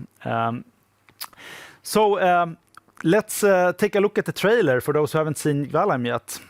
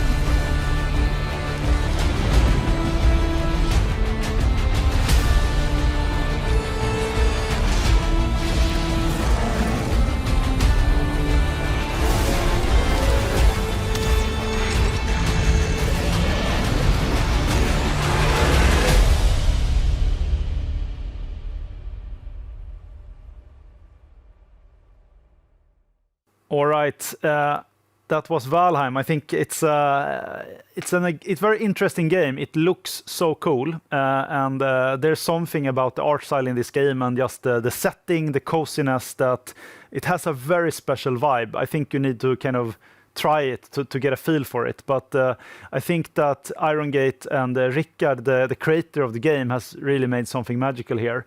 And just to give you a little bit more context there, when we started to work with Iron Gate on Valheim, it was actually only Rickard, so one guy who had made basically the entire game himself, which I think is also so cool to see that that's possible in this industry. And we found a way to work together, and we agreed that Iron Gate would get a few more people into the company, and then we worked together with them on iterating and polishing it up to the release. And I guess the rest is kind of history now. But it's funny to say, like, the game has had so many awards, even though it's really not complete yet. So still the 1.0 to come in the future. But to lift out one of the awards here, very prestigious, and we're very proud. Obviously, like Game of the Year from PC Gamer felt pretty cool. But ultimately, it's not about awards, and I think that. Ultimately, it's about reaching a lot of players and just delivering an awesome experience. And I think that's something that Iron Gate has truly done here. So we're very happy to have it in the Coffee Stain portfolio of games. Also, similarly as the other Coffee Stain titles, Valheim has had many updates, big and small, since its release in early access. One of the more important ones, I would say, is that we have also already added it to Xbox and Windows Store, and that allowed us to start working on the kind of technology platform for the game, enabling crossplay. And I think this is a quite good feature to have for the long term of the title, where people on Xbox can now play with PC players, and in the future we intend to also keep this kind of crossplay support. So that's something that hopefully a lot of the players will enjoy. And it's actually the only game that we have that currently do that across all platforms. So that's very impressive, and it's like done all this done together with a very small team. That you can also say that just as with the other Coffee Stain titles, Iron Gate do use some external consultants to kind of to help us on these technological things that we push, because this game is by no means it's not an easy game. It's very complex and impressive. It's big in terms of the world is very big, and there's a lot of things to kind of get together to make this all work. But over these years, we've added more biomes, and you've seen the kind of player activity go up during these updates. And if you look now by the end of where we are today, the activity is very strong and kind of keeps it going, which is so nice to see. And I think we're very excited about the future of Valheim, and the team is working now hard on the 1.0, and there's also the already announced launch on PlayStation that will happen next year. So can't wait to see how that goes.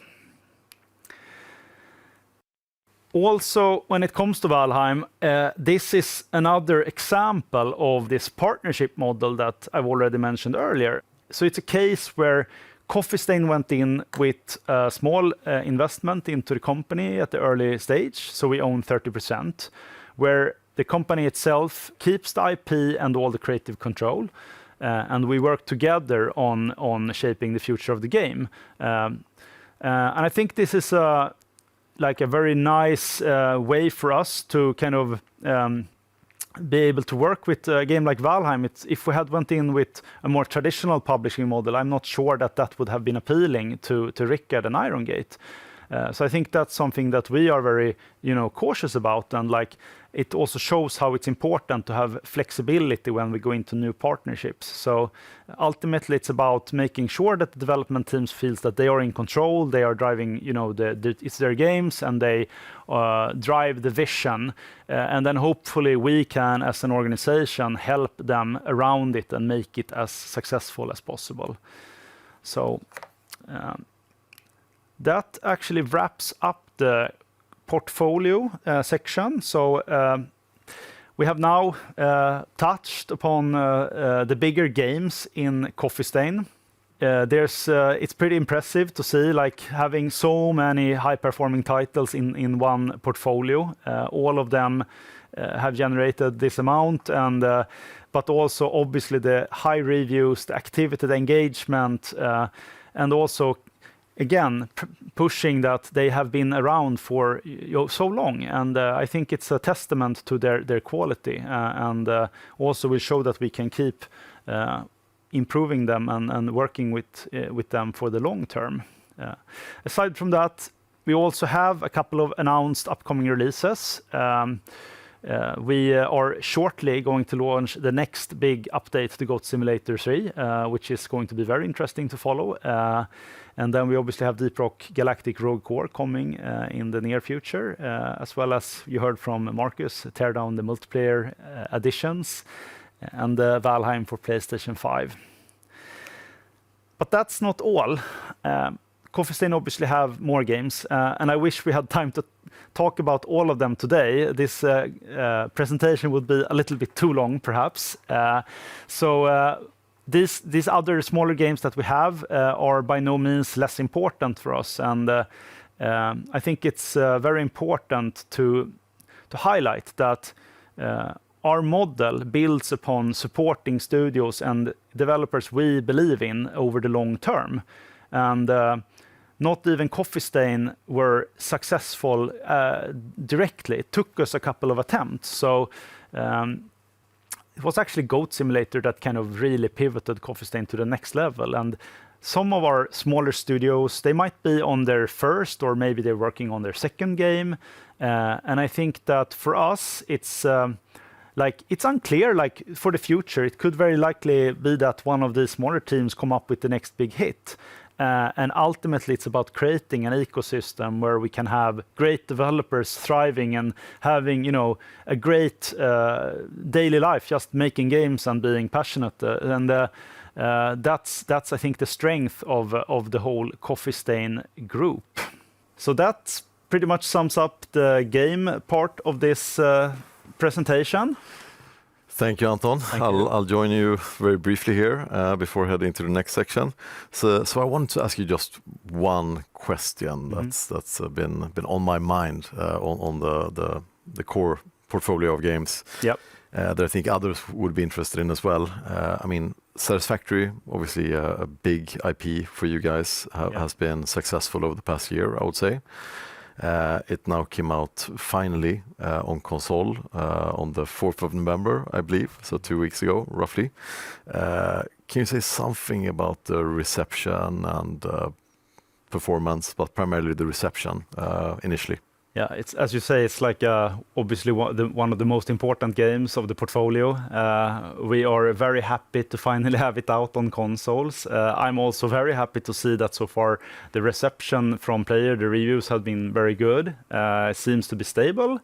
Can't comment so much on the financial performance so far, but in terms of the player reception, it's been very positive. And I was actually personally a little bit worried going into launching Satisfactory on consoles because of how complex the game is. It's a huge game that is very resource intensive. So we are just super pleased to see that the team, together with Fish Labs, the studio that we work with on these ports, have managed to pull it off in such a good way. So I think we are setting the stage for a nice future of just expanding Satisfactory to more platforms. So yeah, it looks good. Fantastic, great to hear. So I think with that, I think we're ready to head into the next section. The financial profile of Coffee Stain Group. So without further ado, please welcome on stage CFO Erik Sunnerdahl. Thank you very much, Oskar. It's really inspiring listening to our studios talking about the games today, because they've shown that if you have the dedication, creativity, and talent needed, you don't need a huge army to be successful within gaming, and that's really at the heart of Coffee Stain's success. Today, I will give you a proof of concept that these small teams creating these big games also can translate into great financial returns that is built to last. I will cover 3 main topics. That is where we came from, where we are today, and how we think about allocating our capital. First, I would like to give you some context and the way how we look at our business, explaining some of the key dynamics in our financial reporting. The first thing is our focus on cash EBIT. We use cash EBIT as our key metric because we think it reflects the real economics of making a game, and it both consider expense cost and capitalized cost. The second thing is about launches and game releases. Our business is definitely release-driven, where results move a lot between both quarters and years. And to better understand the underlying performance, we divide our net sales into 2 different categories, where we have the baseline net sales, which is the recurring part of back catalog of already released games and smaller updates. And then you have the game launch uplift effect, which is short peaks we get from releases of new content and new games within a 60-day window from that release. With this split, you get a good view of the long-term trend and where we are heading. And also, of course, we want the baseline to grow over time through the new releases we get. That's a very simple goal, but it's definitely not easy. So the last one on our dynamics is about our costs. We think that instead of having a 150-person studio making one huge bet over several years, we like to start small and instead scale with success to improve our odds. We keep a low fixed cost base with minimum overhead, where we want the ownership in studios to be very high. That keeps us agile and it reduces risk. We also take help from external partners, bringing us temporary muscles to bridge project peaks in development and we only add people when we see the long-term need is there.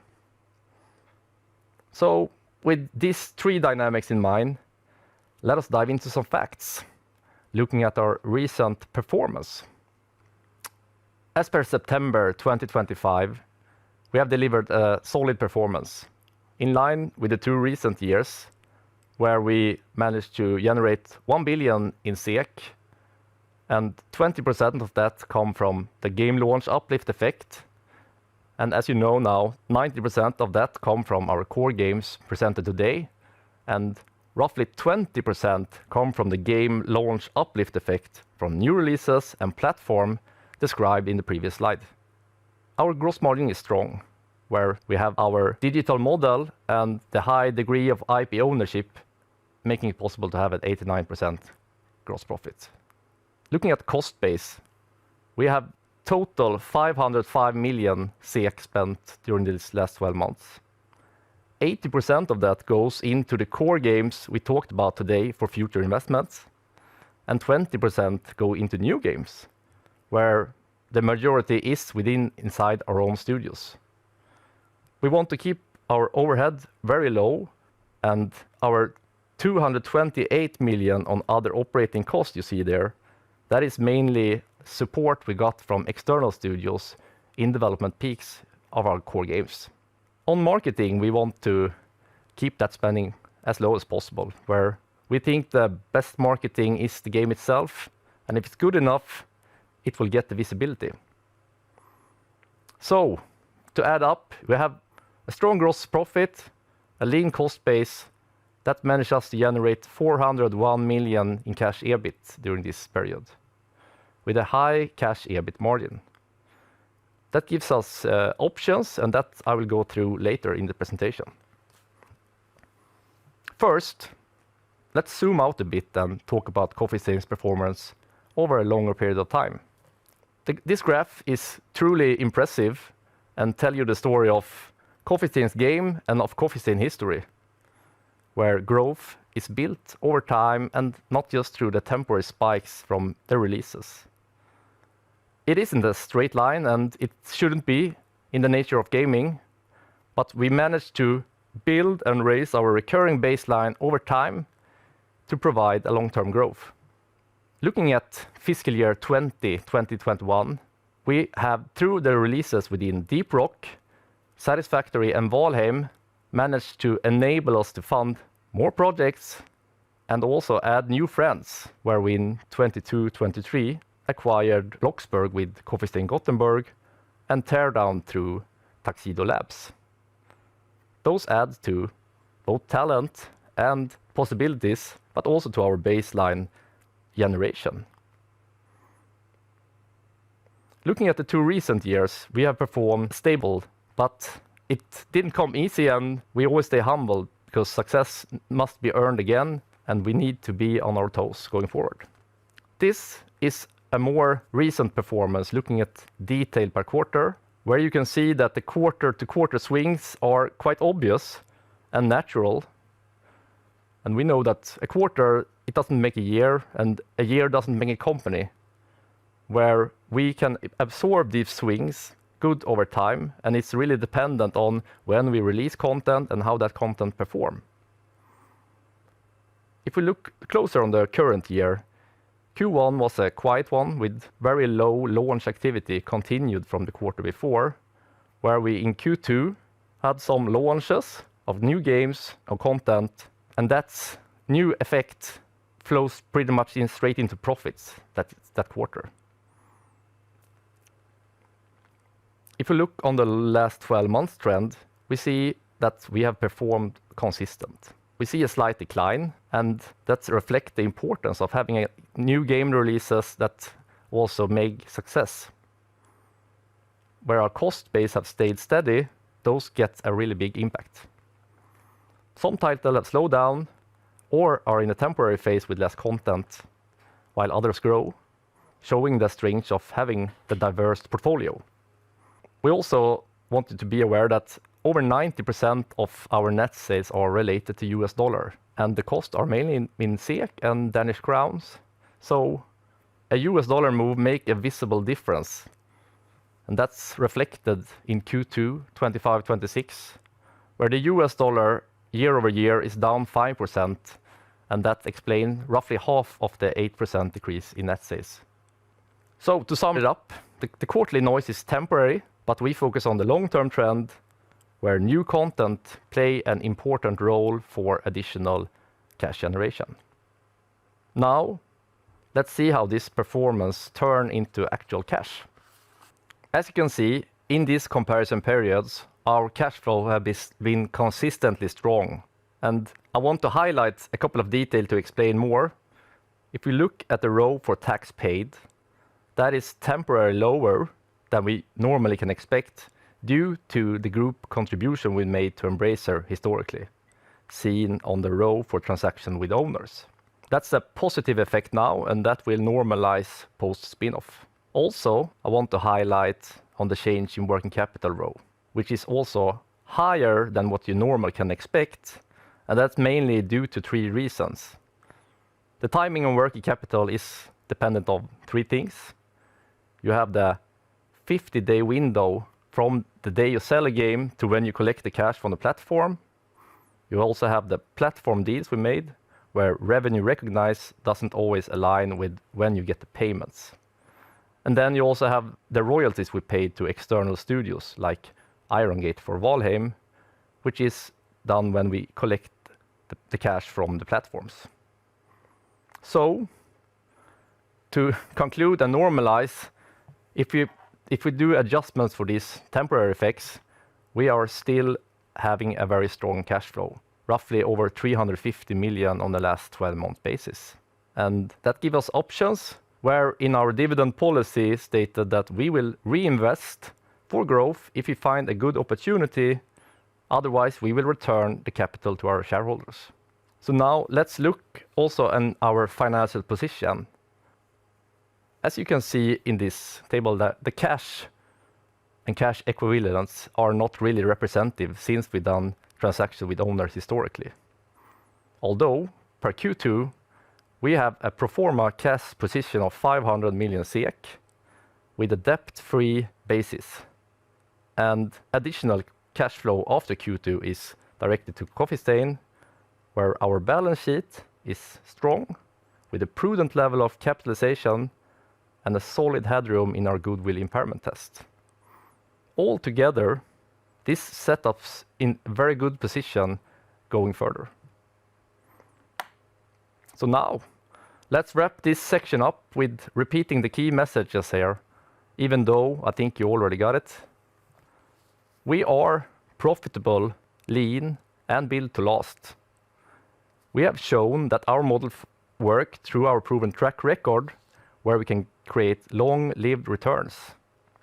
We scale our business only when it makes sense and when the long-term need is there, where we want our teams to be independent with full ownership, but with a Coffee Stain mindset. We have strong cash generation, a good balance sheet, and a good cash position, which gives us flexibility to either invest or return capital to our shareholders. So, Coffee Stain has proven that these small teams creating these big games also can create great financial returns. And with that said, the financial section is now done. Thank you, Eric. And I do have just one question before we head over to the next section. I mean, looking at what you said here, you obviously have a dividend policy, but no other financial targets. Can you elaborate a little bit on how you think about the coming years? Yeah, having financial targets in the gaming industry is really hard. And we have a game first where we want the quality of the games to be as best as possible. And it's hard to predict exactly when the games are done and the cadence of that development phases. So we are more into really sticking to our proven model, and which through our track record shown that we can create and mitigate swings in a good way. And we are investing quite significantly to growth and to expand our IPs and provide new content, making sure that we can have the long-term growth. Very good. Thank you, Eric. And with that, I think we'll head straight into the next section, which is the growth avenues. So welcome back on stage, Anton. Thank you, Oscar.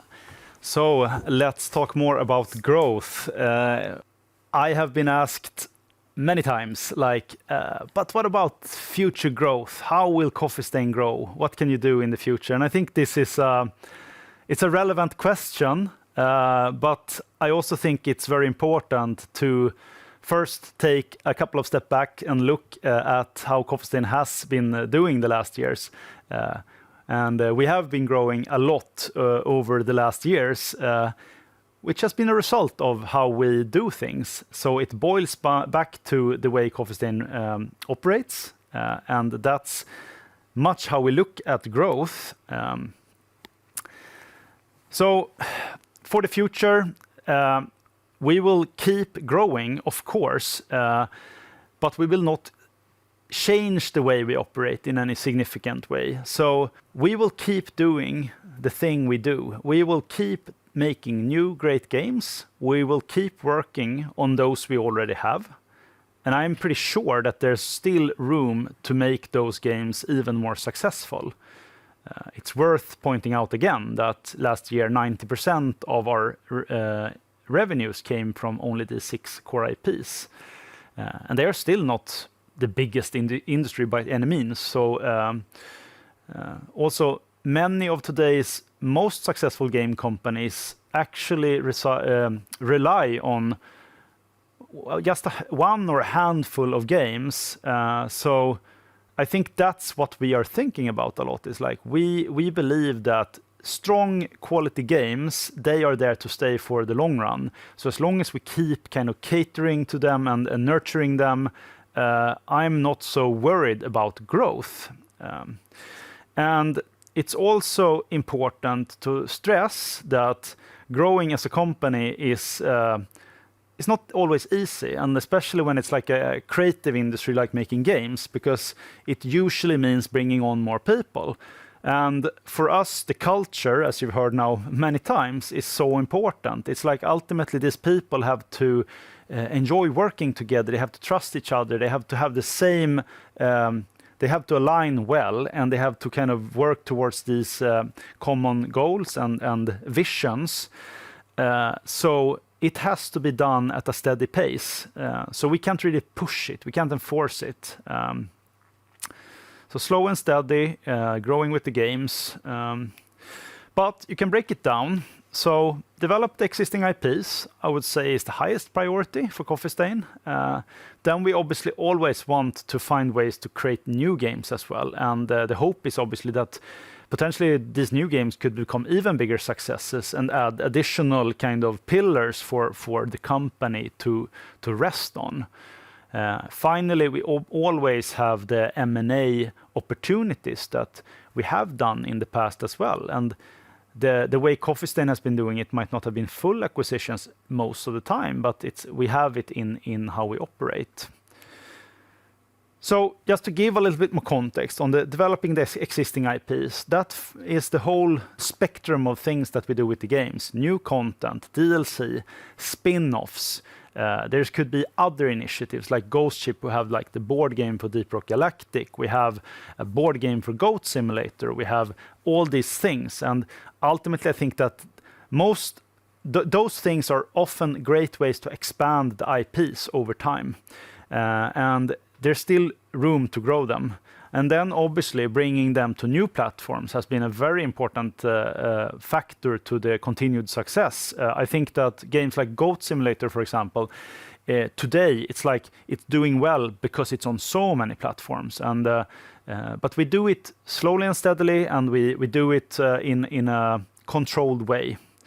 And then obviously creating the new IPs is something that is integrated into the whole process. When a team has worked on a game for a long time, then it becomes natural to start to think about new things. And this is something that is ongoing all the time, but it takes a long time to make games. So, once we are ready to talk about new games, those will be communicated through the actual development teams themselves. So there will be new games. Obviously also from the publishing, where we continuously look at new things that we can potentially integrate. And then finally, the M&A, of course. Like Coffee Stain is, I would say I have a little bit of a double feeling towards this, and that comes from buying full companies. I think is pretty tough in the gaming industry, and to some extent you can kind of underestimate how complex it is to integrate and make that actually work. I am not ruling out doing full acquisitions by any way, but we would only do it if we see that there's a clear synergy, that we could see that we could actually draw some additional benefits out of it, and also always make sure that there are long-term incentives for both us and the people who are coming through the acquisition. Because ultimately buying games is, I would say it's more about actually getting more people into the group and hopefully having them there for a long time. Then also, obviously, the minority way of doing investments, I think, has been a very successful way of for us to operate through the partnership initiatives that we do with the publishing. So that's something that I'm very looking forward to hopefully have more time to look into in the future as well, and we will. So that's the way we think about growth. And that actually leads us to the conclusions of today. We have talked a lot, and you've had the chance now to hear from more than me, some of our great people from the studios. Hopefully you've gotten an understanding of how Coffee Stain is. We are a lot of different studios, but we have a lot of similarities in the way we operate with our lean teams and the decentralized model. We really want to build a lean organization. We really believe in empowering our people and like allowing for creativity. We think that this ultimately will lead to finding new great games. We talked a lot about engaged communities, which are so important for us. And that work is something that we are going to keep just focusing on for the future. But I think we also talked a little bit about the growth, and hopefully you agree that there's room to do more with these games. It is tricky to kind of, when you think about growth, because it's always, I prefer to not overpromise, and we have always like been more like we focus on what we're doing, let's look at the results later. So, but that said, I think the way we approach this, hopefully we will see positive things in the future. So, and finally, obviously, the financial stability of Coffee Stain, I think, is something to really put an extra focus on, where we are not standing on 1 or 2 games here. It's like we have many successful titles. So it's a very diversified and stable foundation as a company, and one that we continuously work on and improve. We're never done. It's like it's a continuous work. So thank you very much. Thank you, Anton. It's been a full day of presentations. I have really enjoyed all the presentations. It's been great to learn more about Coffee Stain Group. So I hope everyone who listened in enjoyed as much as I did. Thank you, Anton. Thank you, the team. And thank you, everyone, for listening in. That's it for today of the presentations. And now let's head into the Q&A.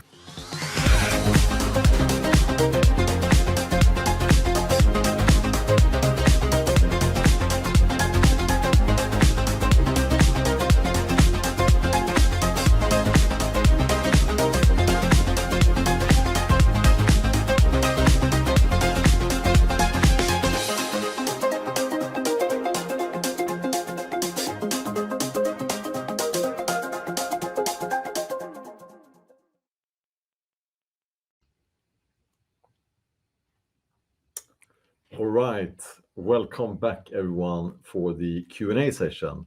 I'm joined here by Eric, Anton, and Jacob, who will have some questions and answers with very soon. First of all, I would like to just apologize quickly for the technical issues here during the presentations. Very unfortunate. Hopefully the tech works better now for the live Q&A session. Also wanted to let you know that the on-demand recording will, of course, be available in high definition after this presentation. And of course, also the presentation will be available on Embracer's website after this Q&A session. Also, if you would like to ask a question, participants on the telco are able to ask questions by dialing pound key 5 on your telephone keypad. You can also ask written questions in the webcast. So, before we open the line for questions, I will start just with a few quick ones. And I'll start with you, Anton. We've been through many great presentations from your studios. Now, obviously, all of them are based in Scandinavia. How important is that? And would you consider expanding outside of Scandinavia at some point? I think the fact that we are very focused around Scandinavia mostly comes from convenience, and that it's we prefer to the way we work in Coffee Stain. It's so like personal with the engagement and all the teams. We kind of put like being together. It's very important for us as a group, so that said, I mean, it's very convenient if you have companies that are close by. It's easier to kind of keep that close relationship. There's a lot of good developers in Sweden, in all over, I guess, more of Scandinavia as well. But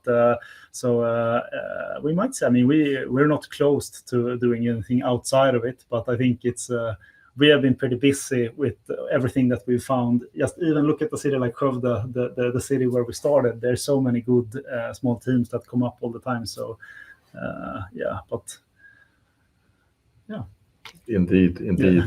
I think a natural sort of lead into my next question, actually. I mean, there have been some hugely successful minor studios all over the world, basically, creating major success in the past 1-2 years, and some just developed in a few weeks or months. How do you view the future direction of the industry, and what is your approach? And will we see larger budgets ahead for you guys, or smaller budgets really, and more iterating? What do you see ahead? I mean, one takeaway of last year's, I mean, there's so many examples of very, very successful games from tiny teams. I think Coffee Stain as well. We have our history of also a lot of our successes come from very small teams. So I think that just speaks for the fact that today, with the tools available, with the right people, you can create a lot with very limited resources. So I think we will see more of that in general in the industry. And I guess it's especially for larger companies where you have huge teams. It's a lot of people scratch themselves in the head and think about what is going on, why this success. I think we're going to see more, and for us within Coffee Stain, it's actually what our strategy builds upon these small teams. So it's kind of we might even be a little bit more experimental in the future and try more things, because it's quite clear that the right idea executed fast can deliver very high results. So yeah. Interesting stuff. Thank you, Anton. So with that, I think we're ready to officially have the line open. So we'll start here. Our first question today will come from Eric Larsson with SEB. Your line is now or very soon open. Hello, can you hear me? Yes, we can. Okay, great. Good afternoon. Thanks for the presentation. I have a bunch of questions, but I'll try to limit myself here. I can start on Oscar's angle there with a lot of indie game successes recently, especially in Sweden. And some of these games are, teams are really small, and from what I understand, a lot of these are also more or less self-published. So my question is really, is the role of a publisher the same as it used to be, or has that changed in some capacity? Do you see a risk there in any sense, if you understand my question? Yeah, I can take that. I think the role of publishers is definitely at question to some extent, and this is partly why our strategy has not been a traditional publishing strategy, even from when we started Coffee Stain Publishing. We wanted to work more as a kind of a partner to help. Most of the priority on actually the more helping on the creative and getting the product to a state where it can be released, and not so much on the traditional, maybe the marketing and stuff like that. I think it's more important to make sure that you have the right idea and you get it out there. But it is tough. It is like you can definitely see that change today. The need for a publisher is not as clear. Obviously, it's still many people still need funding. There's other synergies that, for example, Coffee Stain can provide, such as just being part of a great group of people and like it's a good ecosystem. So I think we can leverage other values than the kind of traditional publishing model, but it's an interesting time for sure, and yeah, we will probably see more of those successes. Then I guess the longer term question becomes, when you have something that is very successful, if you are to build that into something sustainable over time, that might require more, and I think that in some cases the small teams, they might not really have. I mean, some of them are not even interested in that, and I think that our hopes is that potentially we can step in there and like we try to kind of encourage that creativity and we can do some crazy ideas, but then also take care of it over time and make it into a business. I mean, Goat Simulator was one of those games where you could probably have just made something else, but we were very focused on to deliver more content and to kind of build that into a franchise over time. Okay, thank you for that color. And then I had a question on platform deals. Just the typical structure. How much are you getting paid generally, and is it like an upfront payment, or is it based on certain KPIs or metrics, or any color you could give there? All the platform deals are different, but for a lot of them, I would say that if it's more of a subscription deal, it usually comes with some kind of fixed fee that they pay to get basically to get the rights to supply the content over a set time period. But there's like a range on this, and like there's not like one model here, but I would say that's the most typical way. It's more like a flat fee that you get for a certain amount of time. And for us, the big question mark is that we need to ask ourselves is obviously whether we think it's worth it, because there's always some risk to some cannibalization. For example, if you go into a subscription platform, you give the game away to free to a lot of people. But typically what we have seen is that there's a lift because of the awareness that you get. Okay, perfect. And then a final question on financials. I fully understand why you don't have your targets, but I'll try anyways here. Do you see any type of floor on the margin? I mean, you have your revenue base. You're pretty cautious on the cost side. Do you think you can sustain this margin around this level, or say 40-ish+% cash EBIT? Yeah, as we showed on the presentation here, you have we think the cost base is quite solid between the quarters and also on the recent years. And then of course it very much depends on the releases.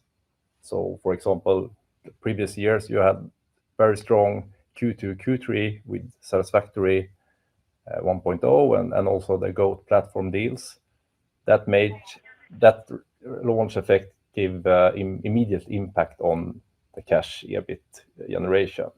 So for this year, even though we have a quiet Q1, quiet Q2, and also the FX headwind, we still remained quite solid margins. But to reach the higher levels, you need to either grow the baseline or through the releases we have get the higher return.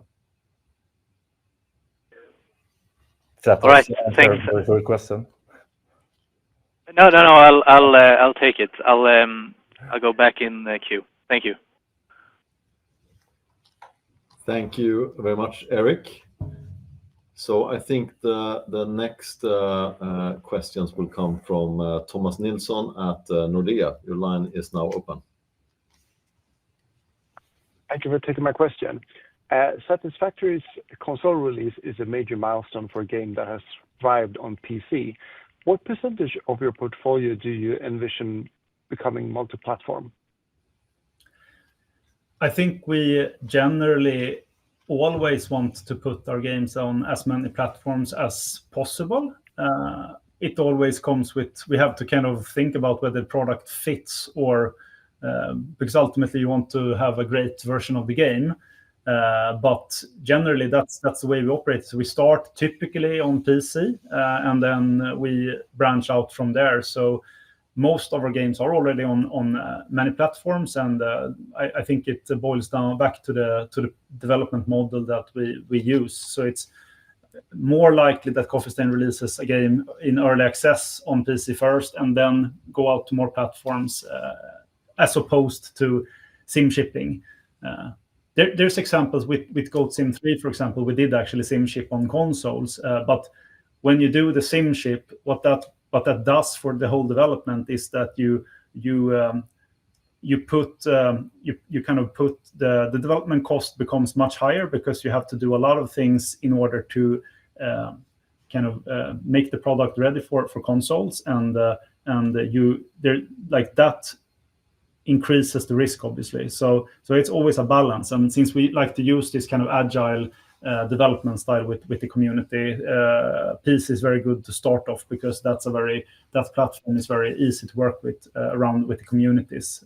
So if was that an answer to your question? Yes, it was. And perhaps a final question, if I may. Where do you see AI providing the most value in your development process, and how do you ensure AI remains a tool rather than a replacement for the human creativity that defines your games? It's a very interesting question, and I think like currently every game developer is using AI to some extent all across the industry, and personally, I think that programming is getting a very high boost by AI, in the sense that you can potentially do more and you can tap into areas faster that previously took more time, because I'm a programmer myself. My background, I studied programming, and when I do some programming on the side just for fun, I just realized that with the help of AI, you can start doing things that were not. The barrier was too high before because you had to read up on these things, and it was not so natural. So I think that we will see on the programming side, but then obviously on art production or different types of content production can also be kind of leveraged. That said, as you say, it's a very, now the question is obviously the creativity and how that people might be concerned about how AI is kind of going into that and taking away from what people do themselves. But I also think I'm not that worried about it, and I think that as long as you have kind of an open-minded approach and use it as a tool, it will most likely just empower our developers to do more and like just deliver more better experiences. Okay, thank you very much. Thank you.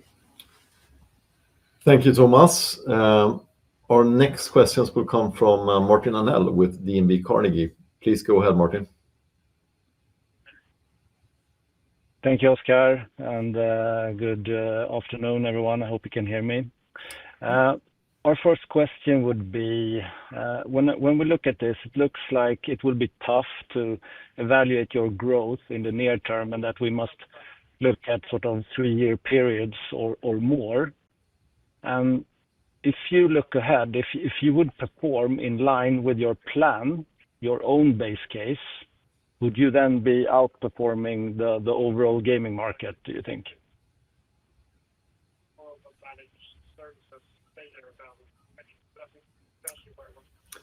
And for reference, Martin, I'll add here to your question, perhaps the gaming market growth is estimated at maybe 3% over the coming sort of 3 years, I would say. So, yeah, I think that we are not going to give any guidance, and we are pretty cautious about promising things. But I think if you look at the historic success of Coffee Stain, we have performed higher than that. And our historic results are tied to how we work and the model that we hopefully have given some clarity to around during the presentation. So I think that might give at least some kind of idea of how we think about it. But it's and also like if 2 of these 6 titles get a boost, that can get significant impact quite quickly on both sides. So it's not like easy to compare to market growth in general. Of course, it's good to that market grow, more players, but I think you should evaluate it more on a title by title basis, and then also new titles, how they perform. Okay, thank you for that color. And if you would look at the release cadence that you have in the plan right now, how would you compare it to historical cadence? I think that our release cadence is it's been quite stable, I would say. I mean, we have been working on Satisfactory for a very long time, so there's never been a very huge amount of games coming out from every individual team in Coffee Stain. That said, we are actively working on all our portfolio on an ongoing basis, and we are keeping a quite good tempo, I think, which we are quite happy with. All right, thanks. And final question on the growth outlook here. I'm not sure you're going to answer it, but I'll ask it anyway. In the, let's say, next 3-year period, do you think that you will be able to generate a leading 7th franchise next to those 6 that you presented today? I think we can't really give any. That's one would hope so, but it's nothing that we can give any comments on at this point. Okay, fair enough. That was all from me for now. Thank you. Thank you. Thank you. Thank you, Martin. Our next questions will come from Rasmus Engberg at Kepler Cheuvreux. Please go ahead, Rasmus. Yes, hi. Hope you can hear me. It seems that Bloxburg has had a kind of a negative impact on your revenues in the last 12 months. Has that stabilized? And has it impacted both EBIT and revenues, or have you scaled down costs as well?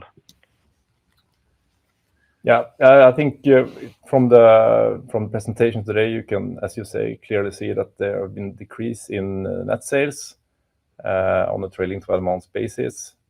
But in terms of how it affects, of course, both EBIT and like net sales and EBIT, and the team have been similarly, and the cost base is similar. So it's still profitable. It's a small team. Yeah, I think that's what we can say. But I think we can also say that to some extent during the last year, we have actually had a little bit higher costs. Maybe we actually increased our investments into the game because we did see that the performance was going in the wrong direction. So we took the decisions to actually invest more into certain things that we were hoping to kind of move this. And these investments are still going on, and with the hope, obviously, to kind of stabilize it. But it is super hard, and Roblox is it's a different platform than Steam that we are maybe mostly focused on.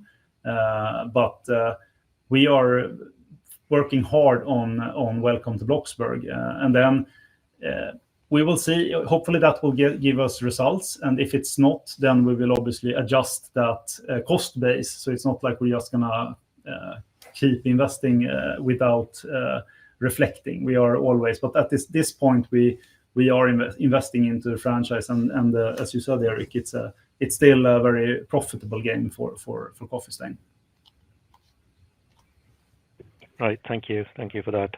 And just for our understanding of this, if it's possible, satisfactory on console, the full release of Valheim or the release of Rogue Core, well, which one is the most important?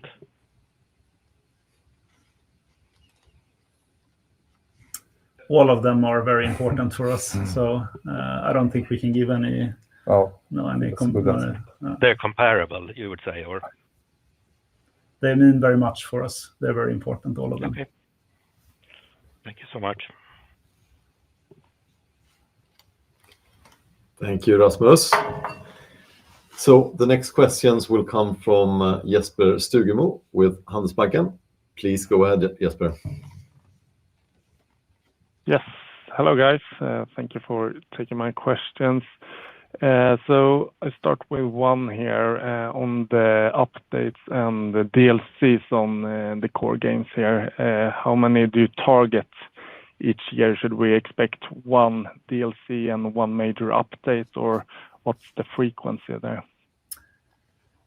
I think the frequency is very game dependent, so it's not going to be the same across our portfolio. But generally speaking, once we have a title that is mature and when we are in the post-launch phase, we try to get new content out on as good kind of pace as we can, and we usually do both free updates and paid content, because we have seen that is a very nice way to making the community stay happy. So, but it's not unreasonable to say we would like to see a yearly update on most of the big games. That I can say.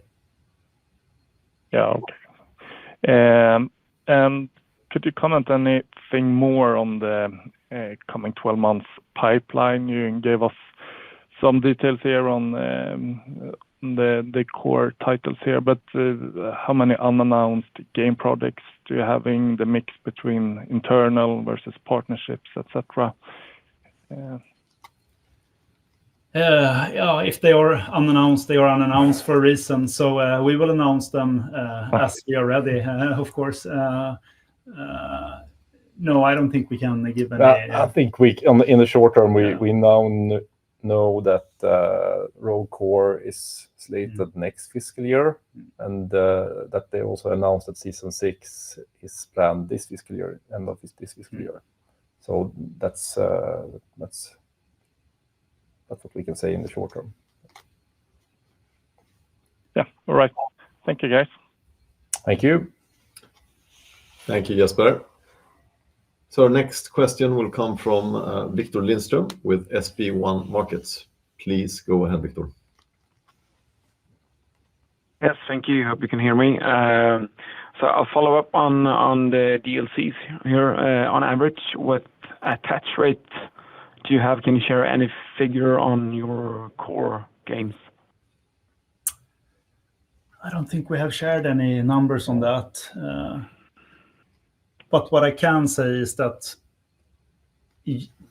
usually you can say that if you, if you have a great game and a very loyal community, the attach rate I think will be higher. And I think in the past we have had pretty good attach rates. And but we look at it more as a kind of franchise. So when we think about if we're investing now, we're going to launch a big new DLC for Goat Simulator 3, for example. It's not so much about that specific DLC. Because we also always look at the total revenue generation from the game combined with the DLC. So it's quite hard to isolate the revenue specifically to the DLC in question. But every time we do one of those updates or DLC drops, what we typically see is that the revenue for the base game also increases quite a lot. And it's like obviously tied with how we market it, and it gives us a good window to get a lot of eyeballs on the game. Right. Thank you. And then with regards to the externally developed games, I mean, how are those structured? Are you entitled to recoup your investment first, or will it be some kind of revenue sharing structure directly up on the table, or? I would say that typically when we do external developed games, it's typically a recoup model. So we fund the development, and we fund if it's any type of marketing activities or anything around it, basically. So we are the financer of the project as a whole. And then we typically recoup the investments before we do a royalty split with the IP holder or the developer in that case. So that's how it's usually working. But then it's flexible. It's not a one model for every project, but that's how it typically works. All right, thanks. And then lastly, you talk much about the importance of the culture across the organization. So how do you both, attract and retain key employees? I think for one sake, to have a very, I like a culture where we allow for people to do and work on great games, and just have good developers working together is probably the best way of retaining them. It's like, as long as people are feel that they work on something that they are passionate about, that leads to retention. So I think it's a very creative industry, and it mostly is about making sure that people actually do things that they are passionate about. So it's not easy, but it's as long as we keep focusing on doing great games, I'm pretty sure that people will like it. So yeah. Super. Thank you. Thank you, Victor. The next question will come from Jacob Edler with Danske Bank. Please go ahead, Jacob. Thank you so much for taking my questions. I have two to start with. The first one is just on the kind of DLC pricing strategy, and how do you assess your kind of price elasticity is among your user base for DLC and other paid content? Would you say that down the line there is potential to kind of hike prices, or what can you say there? I think pricing is very complex, and typically we have been pretty cautious with overpricing our games, because it's also the higher price you put, then you also increase kind of the expectancy from the customers. It's always a balance. That said, I think we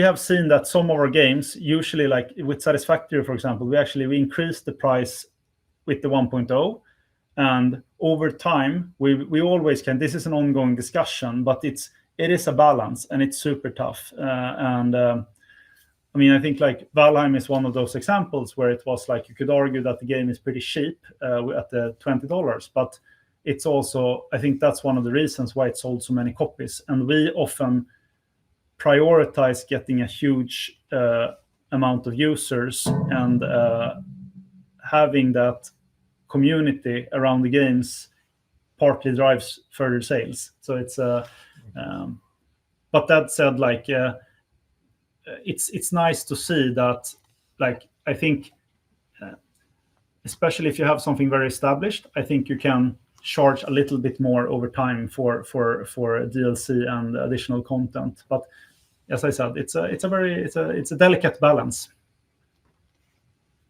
Perfect. This is my second question on the spin-offs you've done in Deep Rock and also Rogue Core being slated for release here in the next 12 months. Do you think there's potential to do a similar thing in some of the other core games? And also, second on that question, how do you kind of evaluate doing these spin-offs over evaluating sequels down the line for the core games? Yeah, I think we are. It's definitely something that is possible.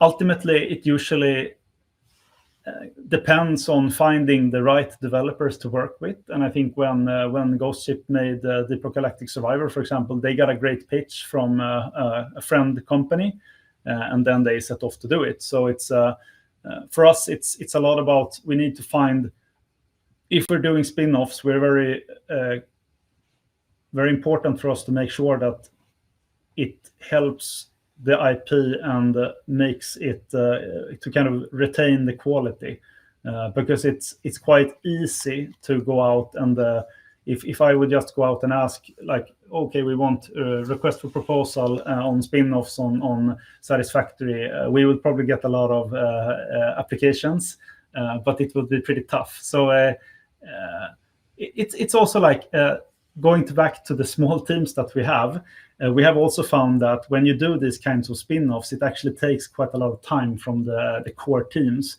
So for Ghost Ship as well, they were very involved in the making of Deep Rock Galactic Survivor, and that's partly, I think, one of the large reasons why it turned out so good. And if they were not paying that attention, it could have become not as good.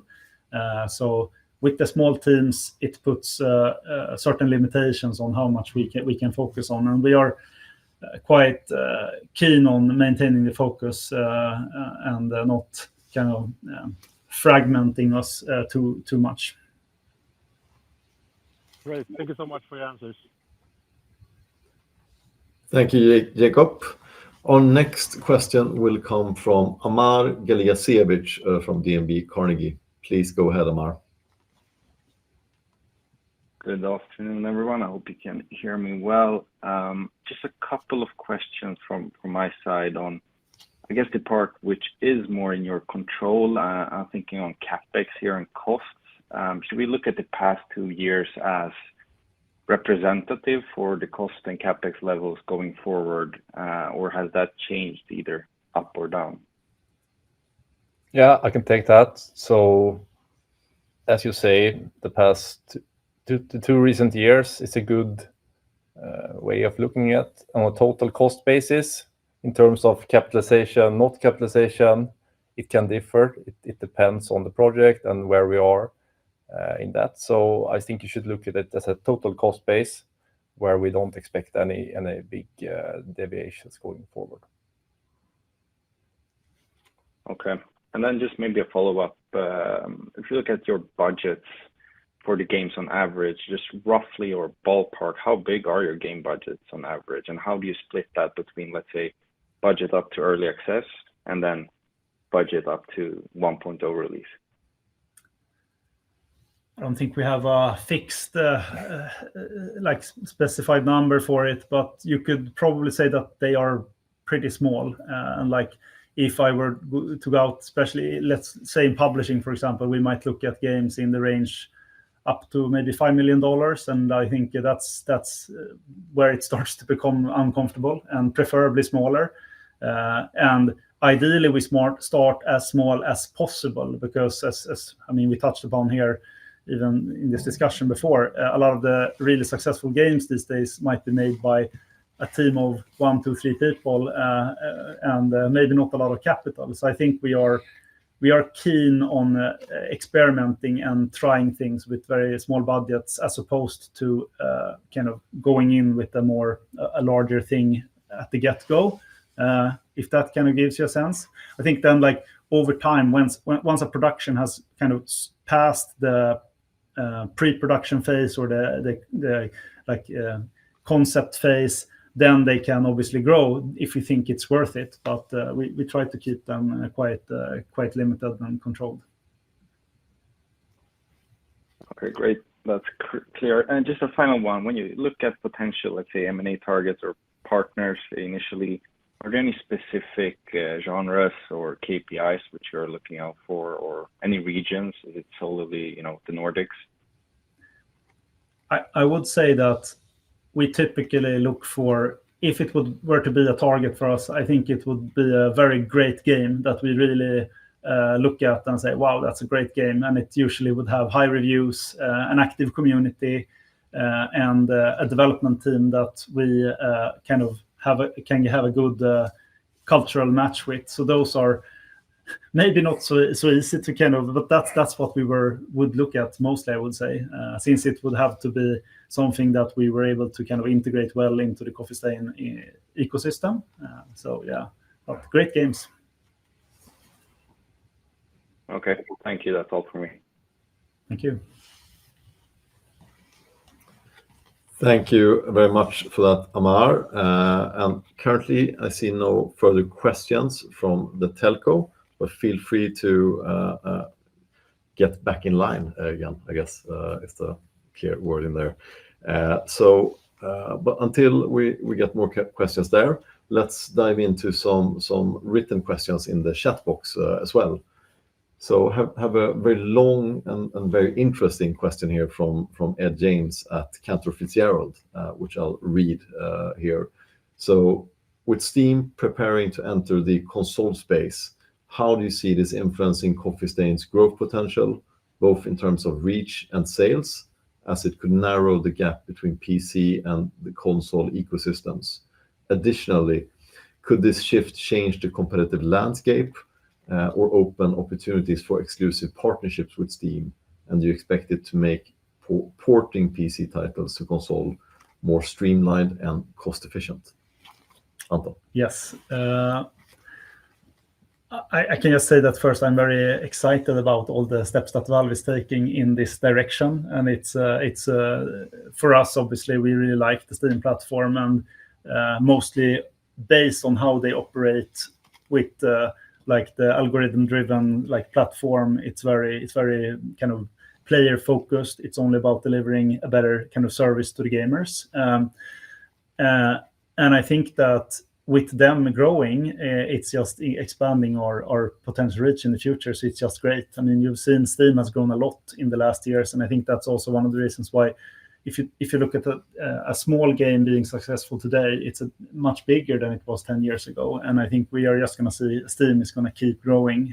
So yes, that adds to the potential future potential for our titles. So that's great. And then on the other thing here with exclusive partnerships, I would probably say no.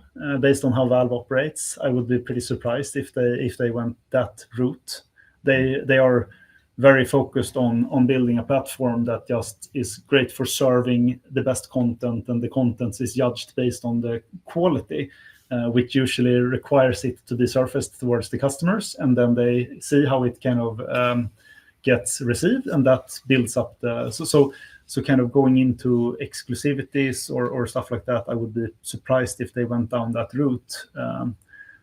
But on the final thing on the question here, yes, we see this shift where, and that's not maybe only coming from Steam, but just that the technology these days with the engines, everything is kind of consolidating. I think I mentioned that in the presentation as well, where the consoles are becoming more like a PC. So this is just great for us as game developers, because it makes it easier and less expensive, basically, to reach more customers in the end, or more players. Oh, that sounds good. Yeah, I like that. So thank you, Anton. We have another question here on AI. What is your position about the implementation of AI tools in game development, and also in terms of future investments in AI? And obviously, Anton, you answered this partly before. I don't know if you have anything to add on what you will invest into AI. I can just like invest into AI. I mean, we're a game developer, so we're investing into making great games, and we see it mostly as a tool to help us make better games. So just as with any kind of tools, we are optimistic to try to kind of optimize how we work with our tools, and ultimately you want to make better games. So we take kind of a curious approach to AI. We don't have a enforced model or anything. Since we are a decentralized organization, it's up to all the kind of teams within Coffee Stain to kind of take their own stance on how they want to work with AI. But there's there's so much you can do with it, and so it's interesting. It's going to be cool to see. Very good. One more question here. Do you think that the separation from Embracer will help amongst indie developers who might not have been looking to make deals with large gaming companies? Yeah, potentially. Yeah, I think so. Like it's more clear maybe if we were to approach someone and to become potentially part of Coffee Stain Group. I hope that could be attractive. So yeah. Yep. Very good. And I mean, we have obviously the chair of the board, Jacob, here as well. So since you haven't got any questions yet, I will ask you questions, and you can feel free to answer, Anton as well, of course, and Eric. But so I want to ask, obviously, this morning, Embracer sent out a press release stating that Coffee Stain will come to the stock market with a pro forma net cash position of 500 million, and they have a dividend policy from before as well. Could you talk a little bit about the reasoning from Coffee Stain regarding the balance sheet, potential M&A, dividend in the future? Just elaborate a little bit on that. Of course. Thank you for the question. It was a bit of debate, of course, on the Embracer board on how to allocate the capital between what remains with Fellowship Entertainment, how much will go with Coffee Stain, and also how much will be returned to shareholders. Embracer, as you know, did a share buyback ahead of the separation of Coffee Stain. I think the conclusion is that the 500 million krona net cash position gives a very solid balance sheet to Coffee Stain. It will give Eric and Anton and the board the capacity to look at pretty much all the deals that I think are feasible for Coffee Stain to look at. Whether or not that will in the end turn out to be any M&A transactions, that's a later story. We heard some of the prerequisites that Anton put up. It has to be a great game, it has to be a cultural fit, it has to be something where Coffee Stain could add value and in that sense create a synergy. If we don't find M&A targets, at least my position is that we over time probably will not build a huge cash pile. So at some point we get to a situation where all this excess capital will be returned to shareholders. Exactly what that number is, I think the board needs to get back to at the end of this year and then at future years. But what we really want to support is, of course, the organic growth engine, trying new things, all of these things that Anton talked about earlier here with supporting nimble teams, trying out things, perhaps having a shorter cadence before you actually have an idea to test it in the market. Pricing, perhaps starting with smaller price points, working your way up. A lot of these things we find very exciting. Maybe that's not going to cost so much money, but that's where we start. We start with the organic story and how to build a company. But we have the capacity to do things inorganically as well if we want to. Makes sense. Thank you, Jacob. So I think we have another question here from the chat. Question on Goat Simulator. What are the big improvements in Goat Simulator you think are needed for a huge success? Anton, Mr. Westberg. Thank you. Interesting question. We continuously try to make new stuff for Goat Simulator. I think it's already quite successful. But we'll see. There's a new DLC dropping shortly, so we'll have to pay attention to that and see how it goes. But I think it's a franchise that has also surprised even us very much over these years, being one of the most resilient and recurring franchises in terms of both player activity, but just how it's performing as a product as well over time. So we're gonna keep working on Goat Simulator, and who knows? It's a very quirky game franchise, so you can probably expect pretty much anything from Goat Simulator, I would say. Yeah. Quirky, crazy game and Furry Road DLC coming up soon. So excited about that. So I believe we do have a few more questions from the telco. So let's open up the line back up again for Rasmus Engberg with Kepler Cheuvreux. Your line is hopefully now open. Yes, hi. I just coming back to your comment, Jacob, on what to do with this cash. Is there is there opportunity to buy further stakes in associated companies or buy out minorities? Is that why the cash position is so disproportionate? Maybe I can give some comments on that. I think on buying, I mean, there's a couple of companies within the Coffee Stain group where we don't own 100%, but I also think that often works quite well. I don't think it's something that we are actively looking into at this point to kind of buy that out, because it serves as a nice long-term kind of mechanic for those who own the minorities in those companies. So for me, it's not like a main priority, but and I'm probably more keen on potentially looking into doing more if we do something more in the future where we don't have to own all of it. It's like, I think it's always very good to sit in the same boat together with strong entrepreneurs. Okay, thanks. Thank you, Rasmus.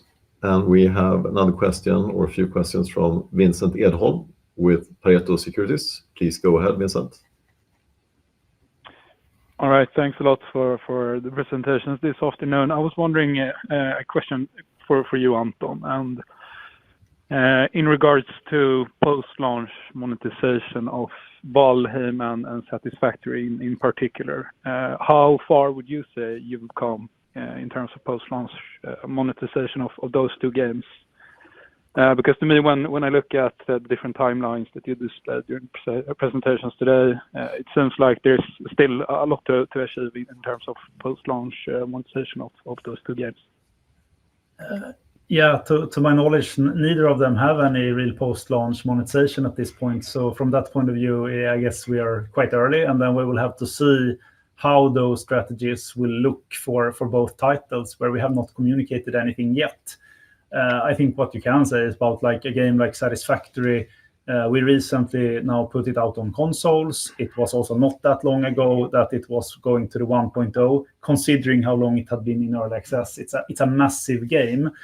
But now we look into the future of the game, and I would say that it's a game that we will keep supporting for a long time. That's what I can say. And then on Valheim, it's worth pointing out that the IP ownership and the kind of the creative control, which also obviously says what we can do in terms of any content after the 1.0 that the team is working on right now. That is something that the Iron Gate team will set the course on. All right, but in terms of paid DLCs then for Satisfactory, then for example, would you be able to give us some additional comments on when to expect the release cadence and potentially also pay the additional content for that game to be released in the future? What I can say is that we have, since we have not communicated anything, and I think that the team would communicate if and when there would be DLC for Satisfactory. So I can't say anything at this point about that. All right, fair enough. Thanks a lot. Thank you. Thank you, Vincent. We have one more question from the chat here. What would be the line where you would feel the need to drop a game that is in early access? Or will you see through any game you launch until the end, regardless of performance? This is a interesting question and a tough one. I guess every time you put a game out in early access, it's you don't really know how it's gonna do. So there could come some situations where the game does not perform great. That said, I think that we look at it like, I mean, launching a game, we always evaluate over time. So like if we keep working on it, it would either be because we think that we could, like, based from where we are at that point, we could actually make some investments that would make sense over time. But we also obviously have the reputation that we are very keen on protecting. So it's unlikely that we would just drop something just because it didn't deliver on the financial results, as long as we're happy with the product. And so I would say that it's hard to give an exact line where we're drawing the line on kind of if we were to kind of just take something down. but also going back to the way we develop games is when we release them, we are typically pretty happy about what we're releasing. Otherwise, we wouldn't put them out there in the first place. So if that gives a bit of color on that. Absolutely. Yes. Very, very good. So we have, I'll take one question in between here. I think we have some questions coming in by the chat as well. But just Eric, looking at this financial year, we talked a little bit about it already. Deep Rock Galactic Rogue Core seems to have been shifted now, coming out in the next financial year, in calendar Q2, I guess we can call it, from my read, as seen from Ghost Ship Games last week. Could you talk us through a little bit, what releases do you have in the second half of the year, and how would you compare it to the second half of the year, last financial year? Yeah, I think to start with, we can start with previous year. It was very strong Q2, Q3, where we had Satisfactory 1.0 and also the platform deals on Goat that have like the game launch effect that year was roughly 200 million. So far this year, Q1 was very quiet. We had no big releases. Q2, there was some minor release within Deep Rock Survivor. And then now we then have Q3, Satisfactory console. We have a Goat DLC. And like if you just talk the biggest releases, then we also have the season 6 now planned for Q4 this fiscal year. So that will give you some kind of understanding of this year will not be as good as previous year, obviously, due to we have fewer releases or not as strong. And then also the US dollar headwind is 10% year over year. That 10% is straight on to both net sales and to our profit, like 90% exposure, since we have cost in SEK and the Danish crowns mostly. So that is affecting the baseline also. So in total, that's hard to then go up to previous years. Okay, very good. And then obviously looking forward to Deep Rock Season 6 in Q4 and not least the spin-off of Rogue Core in early next year. Looking forward to that. Very good. I think we have some more questions here from the chat. Yes, here is one. So do your platform expansion plans also include expanding some of your core IPs into Roblox, given Coffee Stain North, given your expertise in that area? And secondly, let's take that one first. Actually. Yeah, we can take that. It's an interesting one, and I think one of the learnings from with Welcome to Bloxburg is that it's a very different way of developing games. It's a totally different game engine, so it's not super easy to just kind of move something there. It's a very different system, and going back to the similar as with spin-offs, if we were to do it, it would still be kind of an overhead for the teams that actually already work on these key IPs. So it's nothing that we are maybe looking into super much right now, but it's interesting. I mean, we are obviously reflecting on how platforms like Roblox and now even with Unreal's UEFN, how those platforms are attracting a lot of players and activity. So we have to kind of keep an eye on it. And I mean, who knows? But currently there's no big plans for it. And as with all our other releases and DLCs and stuff, it would be announced through the development teams that are actually working on it when ready, if we have more to say about it. Makes sense. And as potential new revenue streams, but maybe mostly as promotion for the core games, Goats, Satisfactory, Valheim all have knockoff games published on the platform. So I guess that was actually a question tied to the first one. So guess we don't have to. Inspiration. Yeah, for sure. I mean, the reason why we made the Goat Simulator initially on mobile was actually because of the knockoffs and like the clones. And we saw that, wow, these games are doing great. We should probably do it. And that turned out to be a good thing. So who knows? Yeah. Right.